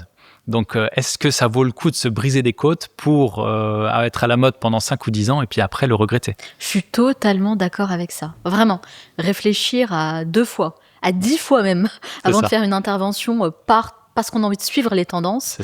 Parce que, comme vous dites, la mode, c'est cyclique. Est-ce qu'il y a justement une intervention qui était très à la mode il y a quelques années et qui ne l'est plus du tout aujourd'hui? Bon, il y en a plusieurs. Il y a déjà, à une certaine époque, c'était la mode des très, très, très fortes poitrines. C'est l'époque Pamela Anderson, Lolo Ferrari, tout ça.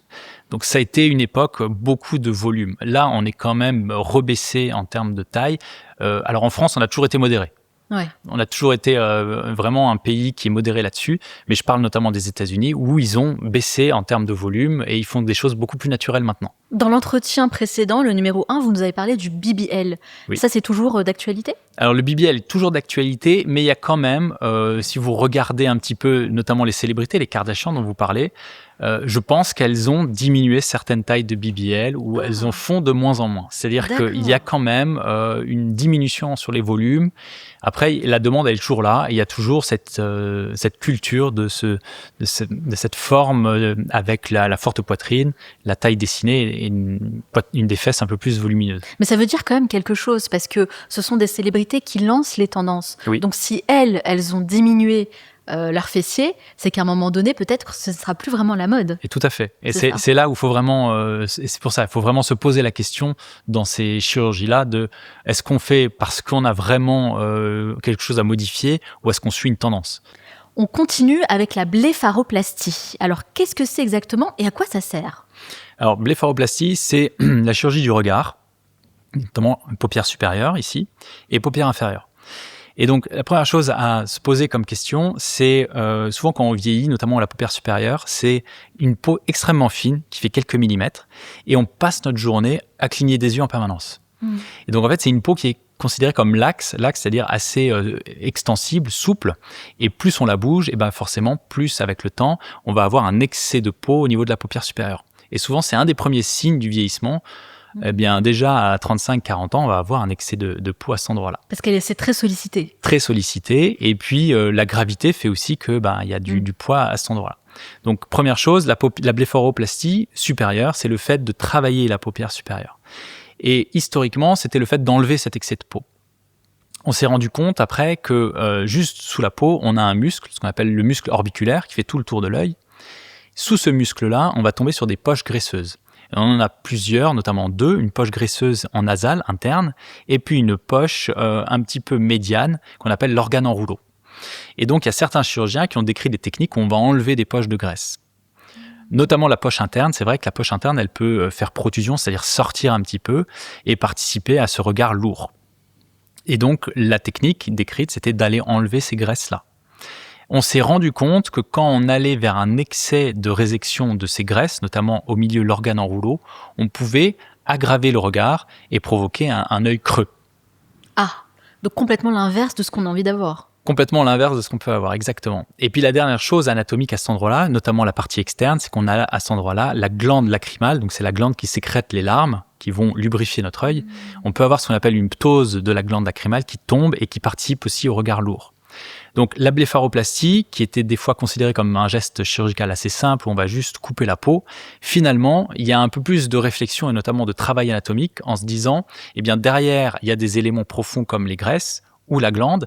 La glande, si elle ptose, on peut faire ce qu'on appelle une pexie, c'est-à-dire la remettre en place et suturer, c'est-à-dire la bloquer pour plus qu'elle descende. C'est une des premières techniques. Et puis ensuite, sur les graisses, la poche au niveau interne, il y a de plus en plus de chirurgiens qui vont la garder et juste la repositionner avec l'organe en rouleau pour obtenir un œil plus rempli. C'est-à-dire que la paupière supérieure jeune, normalement, il n'y a pas d'excès de peau et il y a quand même du volume au niveau de la paupière supérieure. Donc on est sur, pareil, des personnalisations, des raffinements des techniques chirurgicales pour obtenir des résultats extrêmement naturels. Et si vous voulez des bons résultats de blépharoplastie, c'est par exemple Emma Watson. Vous pouvez prendre un avant-après d'Emma Watson, vous regardez la chirurgie qu'elle a eue, c'est indétectable, c'est très joli. Et à l'inverse, si vous voulez un résultat moins naturel avec une aggravation du regard, c'est Bradley Cooper qui a eu... Je l'ai justement, Bradley Cooper. On va en parler. C'est lui ? C'est lui. Qu'est-ce qu'il a mal fait, Bradley Cooper ? Alors, par exemple, ça va être vraiment hypothétique puisque j'ai pas accès à toutes les informations, mais moi je pense vraiment qu'il a réalisé donc cette blépharoplastie, donc c'est le travail au niveau de la paupière supérieure. Et si on regarde attentivement, notamment à gauche, on va voir donc le pli palpébral qui est ici, c'est l'endroit où on va placer la cicatrice. Donc si vous regardez des photos avant, il avait vraiment un excès de peau à cet endroit-là. Là, il n'y a plus d'excès de peau, mais on a un regard qui est vidé, c'est-à-dire que toute la partie entre le sourcil et le pli palpébral, eh bien, c'est creux maintenant. Et donc, je pense que le chirurgien, il a réséqué ces fameuses poches de graisse, la poche interne, et il a probablement dû travailler l'organe en rouleau. Alors, soit il l'a réséqué volontairement, soit ce qui peut arriver aussi, c'est que cet organe en rouleau, il est fragile et il peut avoir, la graisse, elle peut souffrir, elle peut nécroser. Donc, est-ce que c'est volontaire parce que la chirurgie s'est passée comme ça, ou est-ce que c'est une complication ou un résultat non voulu à 100%? En tout cas, il a un regard qui a été profondément modifié et qui a été notamment, beaucoup de personnes en ont parlé. Eh bien, ça vient de ça. Ça vient du fait que la paupière supérieure, elle manque de volume à cet endroit-là. Alors, ça pourrait être corrigé assez simplement, soit par des injections de graisse, prend votre propre graisse, qu'on appelle un lipofilling, peut réinjecter de la graisse en sous-cutané, soit encore plus simple, de l'acide hyaluronique, qui permet de redonner un petit peu de volume à cet endroit-là. Pour vous, est-ce que c'est une blépharoplastie ratée ? Alors, c'est difficile de juger comme ça, mais ça dépend de ce qu'il voulait. Mais c'est vrai que sur son regard, on a l'impression maintenant qu'il a un regard un peu plus triste, un peu plus... il est complètement modifié. Ouais. Donc, après, ça dépend vraiment de ce que veut le patient. Donc, si j'ai bien compris, pour qu'une blépharoplastie soit vraiment réussie, ce qu'il veut essayer de faire, ce n'est pas d'enlever la graisse, mais plutôt de la repositionner. Exactement. C'est ça, hein ? Et ça, c'est vraiment quelque chose d'assez moderne sur les 10 dernières années, où on a parlé de la blépharoplastie supérieure, mais également la blépharoplastie inférieure. C'est souvent ce qu'on appelle les poches. C'est-à-dire que les gens disent « Ah, j'ai des poches, même quand je dors, je suis fatigué, les gens me disent que je suis fatigué. » Et ça, c'est quelque chose qu'on peut enlever. C'est quelque chose qu'on peut enlever, qu'on peut travailler. Donc, c'est la graisse à cet endroit-là, au niveau de l'orbite, de la paupière inférieure. On a 3 poches de graisse, la poche nasale, médiane et temporale. Eh bien, chirurgicalement, historiquement, on allait couper soit sous le cil, c'est la bord sous-ciliaire, soit à l'intérieur de l'œil, au niveau transconjonctival, et on allait comme ça retirer les poches de graisse. Et donc ça, on a fait ça pendant des années et des années, ce qui en effet traitait les fameuses poches. Mais l'effet secondaire, un petit peu, c'est de créer un petit peu un cerne très creux. Et donc dernièrement, l'évolution, c'est plutôt de conserver cette graisse, notamment la graisse nasale et médiale, et d'aller décoller l'os qui est ici, c'est l'os malaire, et de faire descendre ces poches de graisse au niveau malaire. Parce que quand on vieillit, la zone malaire ici, qu'on appelle la vallée des larmes, c'est la zone numéro 1 où on perd du volume. Et donc souvent, c'est la zone qu'on va traiter avec de l'acide hyaluronique très facilement. Et bien là, on va combiner le bonus d'utiliser son propre corps. On garde la graisse, on traite le problème des poches et on va le descendre au niveau malaire, on va repulper cette zone-là. Et en plus, le fait de décoller l'os, on va un petit peu lisser la cerne. Donc voilà, ça c'est des techniques un peu plus évoluées au niveau des paupières et du rajeunissement du regard. Et enfin, il y a une dernière chose dont on parle pas assez, c'est quand on regarde le regard, souvent quand on vieillit, on a ici une ptose au niveau du sourcil. Et souvent, ça va aggraver cet effet au niveau de la paupière supérieure. Et bien, si on veut vraiment traiter, avoir un traitement holistique complet au niveau du regard, il va falloir traiter cette queue du sourcil ici, donc réaliser ce qu'on appelle un lifting du sourcil, ou même, si on veut vraiment le vrai terme, c'est un repositionnement du sourcil. Parce que quand on parle de lifting du sourcil, vous allez voir plein de techniques, notamment avec des fils tenseurs ou des choses comme ça. La vraie solution, c'est d'aller faire une petite cicatrice cachée dans les cheveux, d'aborder jusqu'au sourcil ici, et en fait de le décoller. Et juste le fait de décoller ces attaches, le sourcil va se replaquer en hauteur, Donc vous ouvrez le regard naturellement, sans donner un air étonné aux gens. Et ensuite, blépharoplastie supérieure, blépharoplastie inférieure. Là, vous avez un traitement complet. D'accord. Ouais, c'est hyper intéressant en tout cas, c'est très complet. Merci beaucoup pour ces explications. J'ai l'impression, Vivien, qu'en fait, au fil des années, avant, on avait tendance à retirer des choses. Oui. Aujourd'hui, ce qu'on essaye de faire, c'est de les garder et de les optimiser. Exactement. On a compris que les éléments, les volumes, avant, on pensait qu'il fallait les retirer. Et en effet, le but du jeu, c'est de conserver et juste de repositionner au bon endroit. Et ça, c'est valable aussi dans le lifting cervico-facial. C'est-à-dire qu'on va repositionner des éléments qui sont tombés. Alors, on connaissait l'Ozempic pour perdre du poids. Et maintenant, il y a l'Ozempic Face. Et j'aimerais savoir ce que c'est. Alors l'Ozempic Face, c'est un petit peu un effet secondaire du traitement par Ozempic. Donc Ozempic, c'est tous ces analogues GLP-1 qui permettent de perdre du poids plutôt rapidement. Et en fait, le problème de l'Ozempic Face, c'est qu'on va perdre du volume de graisse. Quand on perd du poids, une des zones où on perd le plus vite de la graisse, c'est le visage. Avant le corps, avant les bras, les cuisses, etc. Et l'Ozempic va provoquer une perte de poids parfait assez drastique, assez rapide en 2-3 mois. Et il y a bien une chose que le corps déteste, c'est les fluctuations très rapides de volume, notamment volume de graisse, perte de poids. Et donc on se retrouve avec des visages complètement émaciés, on perd la boule de Bichat, donc c'est cette fameuse graisse qu'on a à l'intérieur de la joue, donc toute cette zone graisseuse, et puis on accentue tous les effets du vieillissement avec cette vallée des larmes qui se creuse, le sillon nasogénien, le pli d'amertume, et parfois même cette zone cervicale qui était avant tendue par la graisse, par le double menton, qui peut s'effondrer où on a un excès cutané. Donc en fait, l'Ozempic Face, c'est une accélération brutale du vieillissement du visage. Et alors, on a 2 exemples de personnalités qui ont eu recours à l'Ozempic Face, Adele et Oprah Winfrey. Alors, elles ont en effet utilisé Ozempic, elles l'ont dit publiquement pour perdre du poids. Après, quand vous regardez leur visage après, on voit qu'elles ont quand même réussi à maintenir du volume, notamment du volume ici au niveau des joues, au niveau du malaire. Il y a une chose, et notamment j'étais en congrès à Los Angeles au mois de novembre, où là-bas, l'Ozempic est maintenant prescrit par énormément de monde, c'est-à-dire pas que des endocrinologues ou des spécialistes. Ah, d'accord. C'est prescrit par des médecins généralistes, voire même des infirmières. Donc, il y a là une prescription extrêmement facile et du coup, des excès au niveau des injections d'Ozempic. Bien savoir que ces médicaments-là, c'est régulé, notamment en France, et le but, ça peut aider certains types de patients, mais ça ne doit pas être utilisé comme un gadget pour perdre très vite du poids. C'est là où on tombe dans les excès. Et justement, on discutait de ce problème du Ozempic Face où on perd énormément de volume, et vous aviez des gens dans l'assemblée, notamment des laboratoires, qui disaient « mais il n'y a aucun problème, on va régler l'Ozempic Face avec des fillers, donc avec de l'acide hyaluronique ». Donc les gens étaient là, continuez à prescrire de l'Ozempic, on va prescrire le traitement. C'est la vision américaine du business. D'accord, donc là vraiment c'est un cercle infini. C'est un cercle infini un petit peu. Parce que là, l'Ozempic, vraiment, ça crée ces pertes, ces creux si au vous niveau... pouvez nous expliquer justement. Oui. Donc au niveau des zones où on perd du volume graisseux, ici c'est la boule de Bichat, donc la zone graisseuse. Vous voyez ici c'est un petit peu plus creusé, mais ça va encore, elle a gardé du volume. La zone malaire qui est ici, quand on va perdre du volume, on va très vite avoir une dépression médiane qu'on appelle la vallée des larmes. Si vous regardez là, vous la voyez pas. Alors après, elle a probablement dû injecter un petit peu d'acide hyaluronique. Il n'empêche que son volume malaire, donc tout ce qui est partie médiane et zygomatique, a été profondément réduit en termes de taille.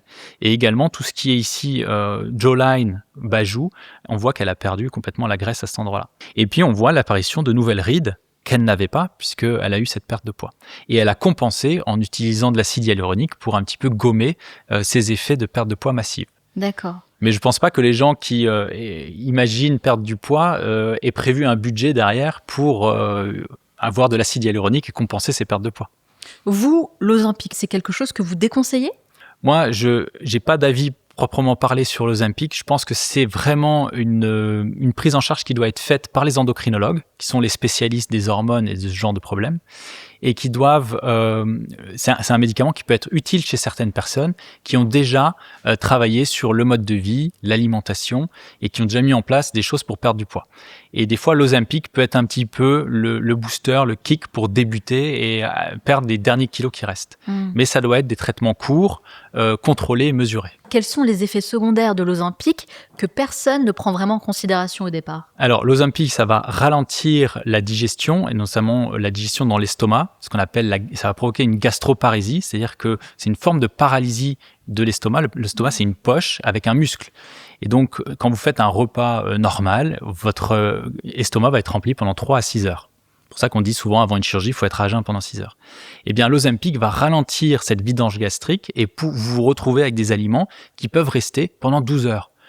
Donc, forcément, vous n'avez pas faim, puisque vous êtes encore l'estomac rempli. Mais on digère beaucoup plus lentement. Vous digérez beaucoup plus lentement et du coup, les gens mangent moins et ils se retrouvent en carence. En carence notamment de vitamines ou d'oligo-éléments comme du fer, du zinc. Donc la plupart des gens qui vont prendre de l'Ozempic, ils vont perdre leurs cheveux, ils vont abîmer leurs ongles, ils vont abîmer leur peau. Puisque tout ça, c'est ce qu'on appelle les phanères, donc les parties externes du corps, où on a besoin de ces oligo-éléments. Et on a besoin de fer, de zinc pour des bons cheveux, les ongles également. Et une chose aussi, cette dénutrition peut provoquer, on a besoin de protéines pour les muscles, mais aussi pour le collagène de la peau. Donc ça participe à ce qu'on appelle l'Ozempic face, c'est-à-dire que vous avez une perte des volumes, mais en plus, la qualité de la peau se dessèche, se détruit à cause de cette malnutrition. Donc si vous voulez voir un exemple néfaste et négatif de l'Ozempic face, regardez ce qui est devenu Katie Osborne qui a utilisé l'Ozempic pour la perte de poids. On retrouve vraiment un visage complètement émacié, affaissé, avec probablement aucun traitement conservateur dessus. Ouais, en effet, c'est flagrant. Donc l'Ozempic, ça peut être un bon traitement, mais qui vraiment nécessite d'être encadré avec un objectif précis. Pas juste le prendre comme ça par confort, mais de le prendre, on est dans un traitement prolongé, réfléchi sur ce médicament-là. Brian Johnson. Cet homme dépense des millions de dollars par an pour rester jeune. Il expérimente beaucoup de choses qu'il partage notamment sur Internet. Vous, Dr Maurice, qu'est-ce que vous avez appris de ces expériences ? Alors en fait, il a ce projet-là, ce qu'il appelle le Blue Origin, donc le fait de ne plus vieillir, et donc il imagine qu'il rajeunit son corps, ce qui est probablement vraiment vrai puisque il partage beaucoup de ses données, de ses mesures physiologiques, et notamment on parlait de la VO2 max juste avant, il a partagé la sienne où il a quasiment 48 ou 50 ans, et il a une VO2 max à plus de 60, alors qu'il y a quelques années, il était en dessous de 30. Donc il a mis en place tout un tas de choses. Les choses positives qu'il a mis en place, ça va être tout ce qu'on a déjà décrit et des choses qui ne nécessitent pas forcément de mettre beaucoup d'argent dedans. C'est l'activité physique, c'est l'alimentation saine, c'est le sommeil. Après, lui, il va pousser les choses avec notamment l'utilisation de ce qu'on appelle la parabiose. C'est-à-dire que il y a des années, il y a des chercheurs qui ont utilisé des souris d'âges différents, donc une souris jeune et une souris âgée. Et ils ont pris le plasma de la souris jeune, donc on prend du sang, on en extrait le plasma, et on le réinjecte vers la souris âgée. Et ils se sont rendus compte qu'au bout de quelques semaines, la souris âgée, dans ses organes, notamment le foie ou au niveau du cœur, eh bien que la souris âgée, elle rajeunissait, ses organes rajeunissaient. Bon, lui, il n'a pas pris le plasma d'une souris. Non. Il a choisi un autre plasma. Et il a pris le plasma de son fils. Donc il a pris le plasma de son fils qui doit avoir 18 ou 20 ans, et il a donc extrait le plasma de son fils et il se l'est injecté à lui-même. Au bout d'un mois, il a arrêté parce qu'il n'a pas vu d'effet favorable, mais il a commencé comme ça à tester vraiment, il teste les limites de tout ce qui existe dans le but de rajeunir. Et finalement, dans ce principe de la parabiose, il y a quelque chose qui était déjà connu, c'est que la façon dont les organes vont rajeunir, ça vient d'une signalisation cellulaire qui est contenue dans ce qu'on appelle les exosomes. Et les exosomes, c'est vrai que depuis quelques années, surtout à l'étranger, c'est un petit peu le boom de la médecine régénérative où on va utiliser c'est des vésicules en fait qui peuvent transporter du matériel qui signale à certaines autres cellules le fait de rajeunir. Alors c'est encore très controversé. En France, tout ce qui est exosome d'origine humaine, c'est interdit, mais c'est une voie vers tout ce qui est maintenant, on est de plus en plus vers la médecine régénérative. Alors, j'ai pas forcément réagi sur le fait qu'il ait pris le plasma de son fils parce que je connaissais l'histoire, mais c'est absolument incroyable. On a l'impression que cet homme, en fait, n'a pas de limite. Il est prêt à tout expérimenter. Oui, il est prêt à tout expérimenter.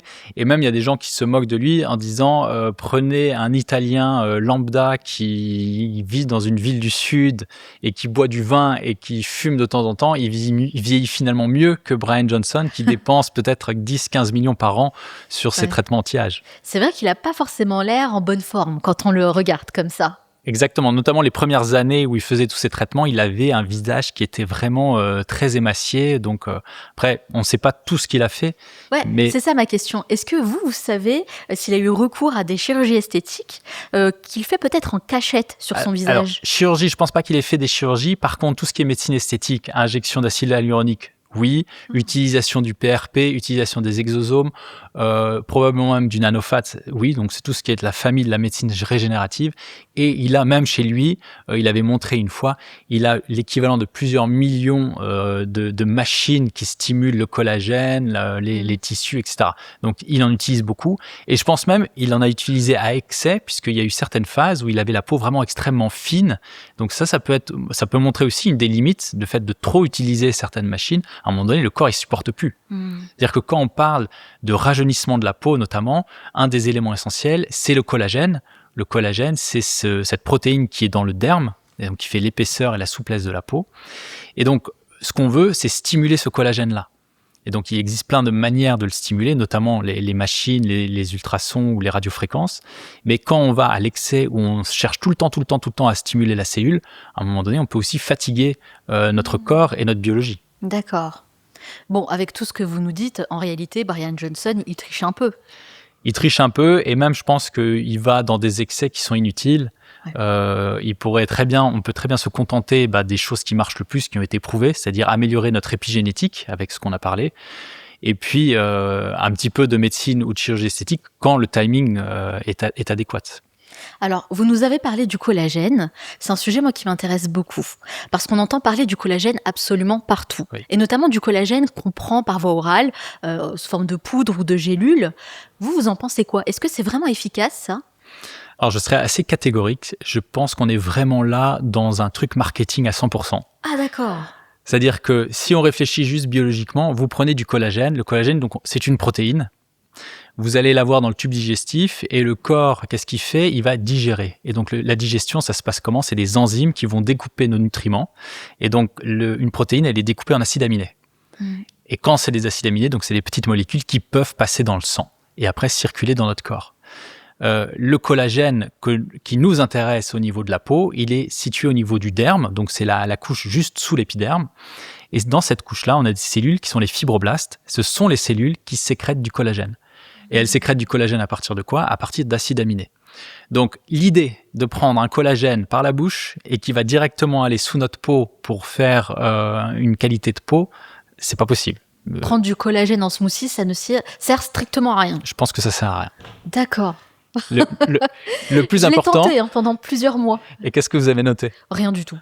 Rien du tout, à part des nausées, et j'arrive vraiment pas à le digérer, ce collagène, finalement. Mais je me posais la question, parce qu'on le voit vraiment partout. On le voit partout, et on est là, oui, dans plus une dérive marketing qu'une vraie chose scientifique derrière. Et alors, scientifiquement, quelle est la meilleure chose que je peux faire pour stimuler mon collagène? Donc là, stimulation du collagène, une des techniques où on a énormément de résultats physiologiques, c'est le microneedling, le fait d'utiliser plein de petites aiguilles qui vont rentrer au niveau de la peau. Microneedling qui peut être combiné à plusieurs techniques de renouvellement cellulaire. Donc vous avez des techniques qui sont souvent utilisées à l'étranger. Donc c'est tout ce qui est PRP. PRP, on a des cellules souches, donc on prend notre sang, on le centrifuge, et dedans il y a des cellules souches. On peut utiliser le nanofat, on prend la graisse, on centrifuge, on extrait les cellules souches, qu'on va appliquer sur la peau, utiliser le microneedling qui va stimuler la peau. D'accord. Donc ça, c'est utilisé à l'étranger en esthétique. En France, ça peut être utilisé en thérapeutique. Donc des gens qui notamment ont eu des cicatrices sur le visage ou des problèmes de cicatrices d'acné, ça peut être utilisé. Et même juste le fait d'utiliser le microneedling avec un sérum, parce qu'il existe des sortes de sérums avec des peptides, ça fonctionne. C'est cette agression physique et mécanique qui va stimuler des fois jusqu'à 400% la création de collagène. Donc ça fonctionne. Et après, dans les autres techniques, il peut y avoir des fois des petites injections de skin booster, ce genre de choses, mais finalement ce qui marche, c'est le fait d'agresser un petit peu le derme, ou certains appareils, notamment de radiofréquence ou d'ultrasons qui pareil stimulent ces fibroblastes. Donc le secret du collagène, c'est l'usine à collagène, c'est le fibroblast. D'accord. Et alors, dans la cuisine ou dans la salle de bain, est-ce qu'il y a un produit, quelque chose que je pourrais utiliser au quotidien pour m'aider à booster mon collagène? Alors, on a vu que finalement, le collagène, c'est une protéine, qu'elle a besoin d'acides aminés. Donc, la première chose, c'est d'avoir une alimentation riche en protéines, finalement. Parce que si vous en mangez jamais, comment comment le fibroblast va créer du collagène. Donc ça, à la cuisine, vous pouvez faire ça. Et puis après, là, à la salle de bain ou ce genre de choses, il y a un produit qu'on peut utiliser sur la peau, c'est le rétinol, donc toute la famille rétinol, acide rétinoïque, qui vont stimuler le fibroblast pour avoir un petit peu plus de collagène. Alors, le rétinol. Le rétinol. Alors, le rétinol, attention, parce que c'est un produit actif, c'est un produit médicamenteux. Si on l'utilise à de trop fortes doses, on peut avoir la peau qui pèle, la peau qui est irritée. Donc, il faut considérer, c'est pas juste une crème de confort ou de cosméto, c'est vraiment un médicament. D'accord. Donc là, après, on rentre et on ouvre la porte à tout ce qui est la famille des skincare, qui est très, très à la mode en ce moment. Et finalement, la skincare, c'est quoi ? C'est une combinaison d'étapes. L'étape numéro 1, c'est se laver le visage, puisqu'après une journée, notamment à Paris, la pollution ou le maquillage, n'importe où.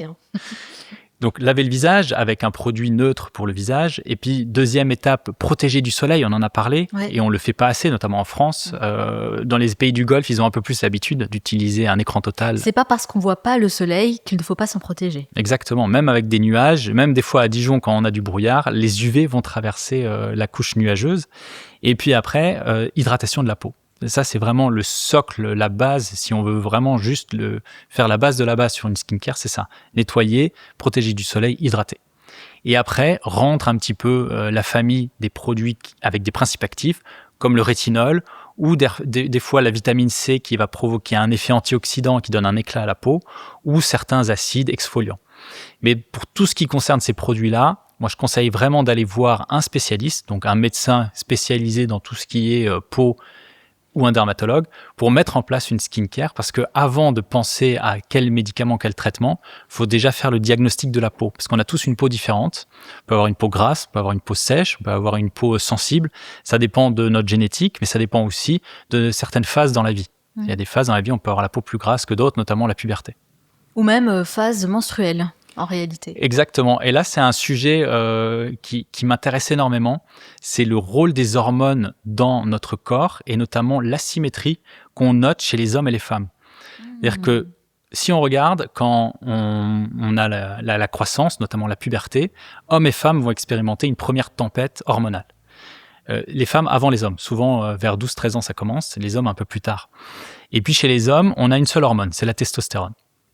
Un énorme pic, et puis ensuite ce pic-là va légèrement décroître de manière assez linéaire, lentement avec l'âge, jusqu'à 80-100 ans. Chez la femme, c'est déjà 2 hormones, œstrogène, progestérone. Première tempête, la puberté, comme l'homme, mais ensuite elle va vivre une mini-tempête. Chaque mois, c'est justement le cycle menstruel. Ah bah soyons clairs, les tempêtes ne s'arrêtent plus jamais. Elle s'arrête jamais, et en plus, la femme va subir de plus grosses tempêtes, si vous voulez même un ouragan, c'est les grossesses, qui va être multiplié par le nombre de grossesses. Et à chaque fois, ces modifications d'hormones entraînent des modifications de poids, rétention d'eau, perte de poids, des modifications également dans la physiologie, dans les sécrétions des protéines, notamment quand on parlait de la peau, etc. Et du coup, il y a une énorme asymétrie et une inégalité face au vieillissement à cause de ça. Et ça, personne n'en parle. Mais en fait, physiologiquement, la femme, avec toutes ces variations-là, va perdre de la qualité, de l'élasticité de la peau beaucoup plus vite que l'homme. Donc les femmes vieillissent plus vite que les hommes ? Plus vite que les hommes. Physiologiquement parlant, il y a une explication due aux hormones. Et puis, n'oublions pas qu'après, vers 45-50 ans, c'est la ménopause, où vous avez aussi là une chute drastique des hormones, avec plein d'effets cliniques, avec notamment la sarcopénie, c'est le fait de perdre des muscles, l'ostéoporose, le perte de densité osseuse, les troubles de l'humeur, les troubles de la libido, tous ces symptômes-là qui sont provoqués à la chute des hormones. Et ça aussi, ça provoque un changement sur le corps. On a parlé du rétinol. Et ça, c'est quelque chose qui m'intéresse beaucoup. Parce qu'on voit le rétinol un peu partout, dans toutes les crèmes visage qu'on peut trouver sur le marché. Acheter une crème à plus de 400 € pour me mettre sur le visage, est-ce que ça sert vraiment à quelque chose ? Franchement, pareil, même réponse que le collagène, c'est une perte d'argent. C'est-à-dire que ce que je vous conseille, c'est d'utiliser juste une crème hydratante qui soit simple et qui soit bien tolérée par votre peau. Ça suffit largement. Et pareil, si vous voulez une crème au rétinol, prenez une crème active, mais pas besoin de prendre une crème à 400 €. Économisez cet argent et faites un micro-needling une fois par an. Je crois que c'est le meilleur conseil qu'on puisse donner, là, vraiment. Alors, une technologie qui a pris beaucoup d'ampleur ces derniers temps, il me semble même que Brian Johnson l'utilise lui-même, ce sont les masques LED à lumière rouge. Vous en pensez quoi ? Alors, les lumières rouges, c'est tout ce qui est photobiomodulation. Donc, c'est des lumières rouges, voire même infrarouges, et en fait, qui sont captées au niveau de la peau, et plus particulièrement par les mitochondries, et même par une enzyme une enzyme qui va permettre de stimuler la production d'ATP. L'ATP, c'est l'adénosine triphosphate. C'est un petit peu notre brique d'énergie au niveau cellulaire. Donc, ça va stimuler l'énergie au niveau des cellules. C'est beaucoup utilisé après une chirurgie, notamment du visage, où les LED peuvent permettre de récupérer plus vite. Soin du visage aussi, par exemple, parler du microneedling. Microneedling, c'est comme une agression du visage. On peut très bien imaginer une session LED derrière. Donc ça va venir apaiser ? Et ça va venir stimuler les cellules pour qu'elles cicatrisent plus vite. D'accord. Donc on est plus sur l'efficacité au niveau de tout ce qui est réparation cellulaire. En tout cas, comme toutes les nouvelles technologies, j'ai envie de dire, le maître mot, c'est la discipline. Oui. Ce que j'aimerais savoir, c'est à quelle fréquence on devrait utiliser ces masques, combien de fois par semaine et combien de temps surtout pour pouvoir avoir une vraie routine et voir de vrais résultats. Donc, si on veut vraiment optimiser les choses, l'utiliser entre 3 à 5 fois par semaine, avec à chaque fois une séance de 15 minutes avec l'utilisation du masque LED, et en disant que ça peut avoir quelques résultats visibles au bout de 3-4 mois, mais en sachant qu'il faut que ce soit une peau qui soit déjà de bonne qualité, qui ait déjà peu de rides marquées. L'amélioration, elle est plus au niveau cellulaire, au niveau de la préservation des cellules, plutôt qu'un changement dramatique. Moi, je vous pose ces questions très précises parce que j'en ai un à la maison que j'ai commencé à utiliser depuis plusieurs semaines maintenant. Et honnêtement, je trouve que les résultats sont quand même assez visibles. Et avant toute chose, comme on a dit, c'est d'avoir une hygiène de vie correcte. C'est vraiment la phase numéro 1 si vous voulez un jour améliorer la qualité de la peau. Tout ce qu'on discutait là, tout ce qui est masque, LED, même tout ce qui est injection, c'est très bien une fois qu'on a réglé notre qualité de vie avant. Oui, c'est pas du tout des traitements miracles. Exactement. Alors, docteur Maurice, ce que je vous propose maintenant, c'est de passer au crible les avant-après de certaines célébrités qui ont parfois un discours pas très honnête. On va commencer par évidemment celle qui a fait beaucoup parler d'elle en 2025, Kris Jenner. Ouais, Kris Jenner. Kris Jenner, j'ai l'impression qu'elle est encore plus jeune qu'il y a 20 ans. Est-ce que vous pouvez nous expliquer un petit peu ce qu'elle a fait ? Alors, Kris Jenner, en effet, c'est le topic 2025 au niveau de tout ce qui est rajeunissement du visage. Il y a 2 choses à dire sur Kris Jenner. La première, c'est qu'en effet, la chirurgie qu'elle a eue, elle n'a pas eu que le lifting. C'est-à-dire qu'on combine cette chirurgie avec parfois la chirurgie des paupières, un lipofilling, un transfert de graisse. Donc, c'est vraiment une prise en charge globale. Ça a été très bien réalisé. Ça, c'est vrai. Mais deuxième chose, attention, la plupart des photos et des résultats que vous voyez, la preuve ici, c'est un résultat qui est filtré. C'est-à-dire que là, quand on voit ça, c'est trop beau pour être vrai. C'est-à-dire qu'elle a une peau de 20 ans. Donc on a ajouté un filtre ? Il y a un filtre qui a été utilisé sur les téléphones. Et le problème, c'est ça. C'est que maintenant, il y a tellement d'éditions photo-vidéo. Donc, il y a des filtres qui sont utilisés. Il y a le maquillage en lui-même. Donc, c'est très difficile de juger et de dire, attention, elle a eu un excellent résultat d'un lifting. Elle a eu un excellent résultat d'un lifting. Mais là, c'est pas un grain de peau de quelqu'un qui a 70 ans. C'est vrai. Et même avec toutes les technologies et tous les traitements qui existent, c'est impossible d'avoir ça. Ouais, ok. Donc attention, parce qu'il y a ce côté un petit peu confusion provoqué par les réseaux, etc. Après, il n'empêche, c'était un très beau résultat où on voit notamment l'ovale du visage qui a été redessiné et même le travail, je pense qu'il y a eu des zones qui ont été dissoutes, notamment si on regarde au niveau des bajoux ici, et un petit peu dissous, également au niveau des lèvres qui ont été retravaillées. Donc c'est un travail qui est très harmonieux, où il y a un respect de l'anatomie et un respect du visage. Et alors elle, on voit qu'elle a quand même des pommettes saillantes. Les pommettes saillantes, parce que tout a été remonté par le lifting. Et puis, on peut utiliser un petit peu la graisse, comme l'hypofilling. Donc, la graisse, c'est comme de l'acide hyaluronique naturel, on va dire. C'est-à-dire que vous recréez du volume avec votre propre tissu. D'accord. Ça coûte combien de se payer un nouveau visage comme celui-ci ? Alors ça a été, c'est spéculé aux États-Unis entre 250 000 jusqu'à 1 million d'euros. On ne sait pas le chiffre exact, mais en tout cas, la palette est assez large, mais en termes de tarifs, ça coûte cher, notamment aux États-Unis. Je pense que Kris Jenner, de toute façon, pour paraître jeune, fait des dépenses sans limite. Et si vous regardez attentivement sur son anniversaire des 70 ans qu'elle a fêté à Beverly Hills, vous regardez donc son visage et sur ses mains, elle utilise des gants maintenant. Parce que les mains, et notamment la face dorsale des mains, donc là on voit les tendons, c'est une des zones où on voit des signes du vieillissement parce qu'on perd beaucoup de graisse au niveau de la main. Les mains nous trahissent. Les mains nous trahissent, exactement. Et il n'y a pas de lifting des mains possible? Alors, lifting, non. Par contre, l'hypofilling, oui. Le fait de réinjecter de la graisse ou d'utiliser des produits volumateurs comme l'acide hyaluronique, voire même d'autres, des stimulateurs collagéniques, c'est utilisé pour les mains. Mais c'est pas forcément très développé encore. Et les mains trahissent quand même souvent l'âge. On va passer à sa fille, Kendall Jenner, qui dit, elle, n'avoir jamais fait de chirurgie esthétique. Est-ce qu'on peut vraiment la croire? Alors, grosse discussion là-dessus. Et moi-même, j'ai fait une vidéo où j'ai pris parti, où je pense qu'elle n'a rien fait. Ah. Et il y a beaucoup de gens qui me tombent dessus en me disant mais n'importe quoi, docteur, vous êtes aveugle, vous nous mentez. Alors déjà, première chose, quand on voit cette photo avant-après, surtout la photo avant, elle doit avoir peut-être 13, 14, 15 ans. Donc elle est encore adolescente à ce niveau-là, donc plutôt jeune. Et le visage ici, donc visage plus âgé, elle a peut-être 25 ans. Il y a plusieurs choses à noter. Première chose, sur son regard, au niveau des sourcils, maintenant on voit qu'elle a les sourcils surélevés. Donc, réponse d'un chirurgien ou d'un médecin qui va analyser ça, il va dire ah oui, lifting des sourcils. Lifting des sourcils. Lifting des sourcils, soit qui peut être réalisé par du botox en injectant au niveau de la patte doigt pour paralyser ici l'orbiculaire qui va monter l'œil, soit des fils tenseurs, soit de la chirurgie. Première réflexion. Autre chose qui peut être utilisée, c'est tout simplement ce qu'on appelle de la wax ou de la cire ou du gua sha, donc qui est un traitement cosmétique où on va remonter les sourcils. Et elle-même, sur certaines vidéos, elle montre ça, qu'elle utilise ce truc-là comme une gomme et que le sourcil va gagner, parce que là, la différence, elle n'est pas majeure, c'est 2-3 mm. Donc, ça peut être tout simplement un traitement cosmétique. Okay. Ensuite, autre partie, c'est le nez. Et là, il y a plein de gens qui vont dire « Ah mais oui, si vous analysez son nez, ici, on voit que le dorsum, donc le dorsum, c'est cette partie ici, qui est assez large, et puis le nez, la bulbe ici, qui est plutôt bulbeux, pas très défini. » Oui, mais elle n'a pas fini sa croissance. Et le nez continue sa croissance jusqu'à 25, 25 ans, 30 ans, ça peut continuer. Ah bon? Donc, il est possible, tout simplement, que la croissance fasse que son dorsum, vu qu'elle a grandi, son dorsum s'est un petit peu allongé, et la pointe du nez est un petit peu raffermie. Donc, le nez peut évoluer avec l'âge? Le nez évolue avec l'âge, et même, prenez juste la photo de Niro, vous verrez qu'avec l'âge, son nez tombe, se grossit, ainsi que les oreilles. Il y a une photo magnifique où on voit les effets du vieillissement sur le nez et les oreilles. Donc ça, c'est une première chose. Et autre chose, elle dit qu'elle a utilisé un traitement pour sa peau, le Roaccutane, donc un traitement pour l'acné. Et c'est un traitement qui a tendance à contracter les glandes sébacées.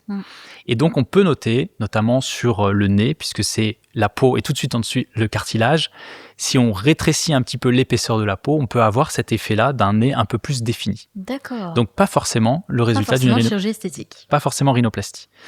Les petites choses où on peut avoir un doute, c'est avec les lèvres. Parce qu'on a l'impression que les lèvres, quand même, elle a gagné du volume. Alors, est-ce qu'elle a fait un peu des injections d'acide hyaluronique? Possible, honnêtement. Après, ça peut être aussi tout simplement du gloss et du maquillage. Et après, elle expliquait sur la qualité de la peau, du botox. Elle a utilisé du baby botox, c'est des toutes petites doses de botox qu'elle a dû tester une fois ou deux.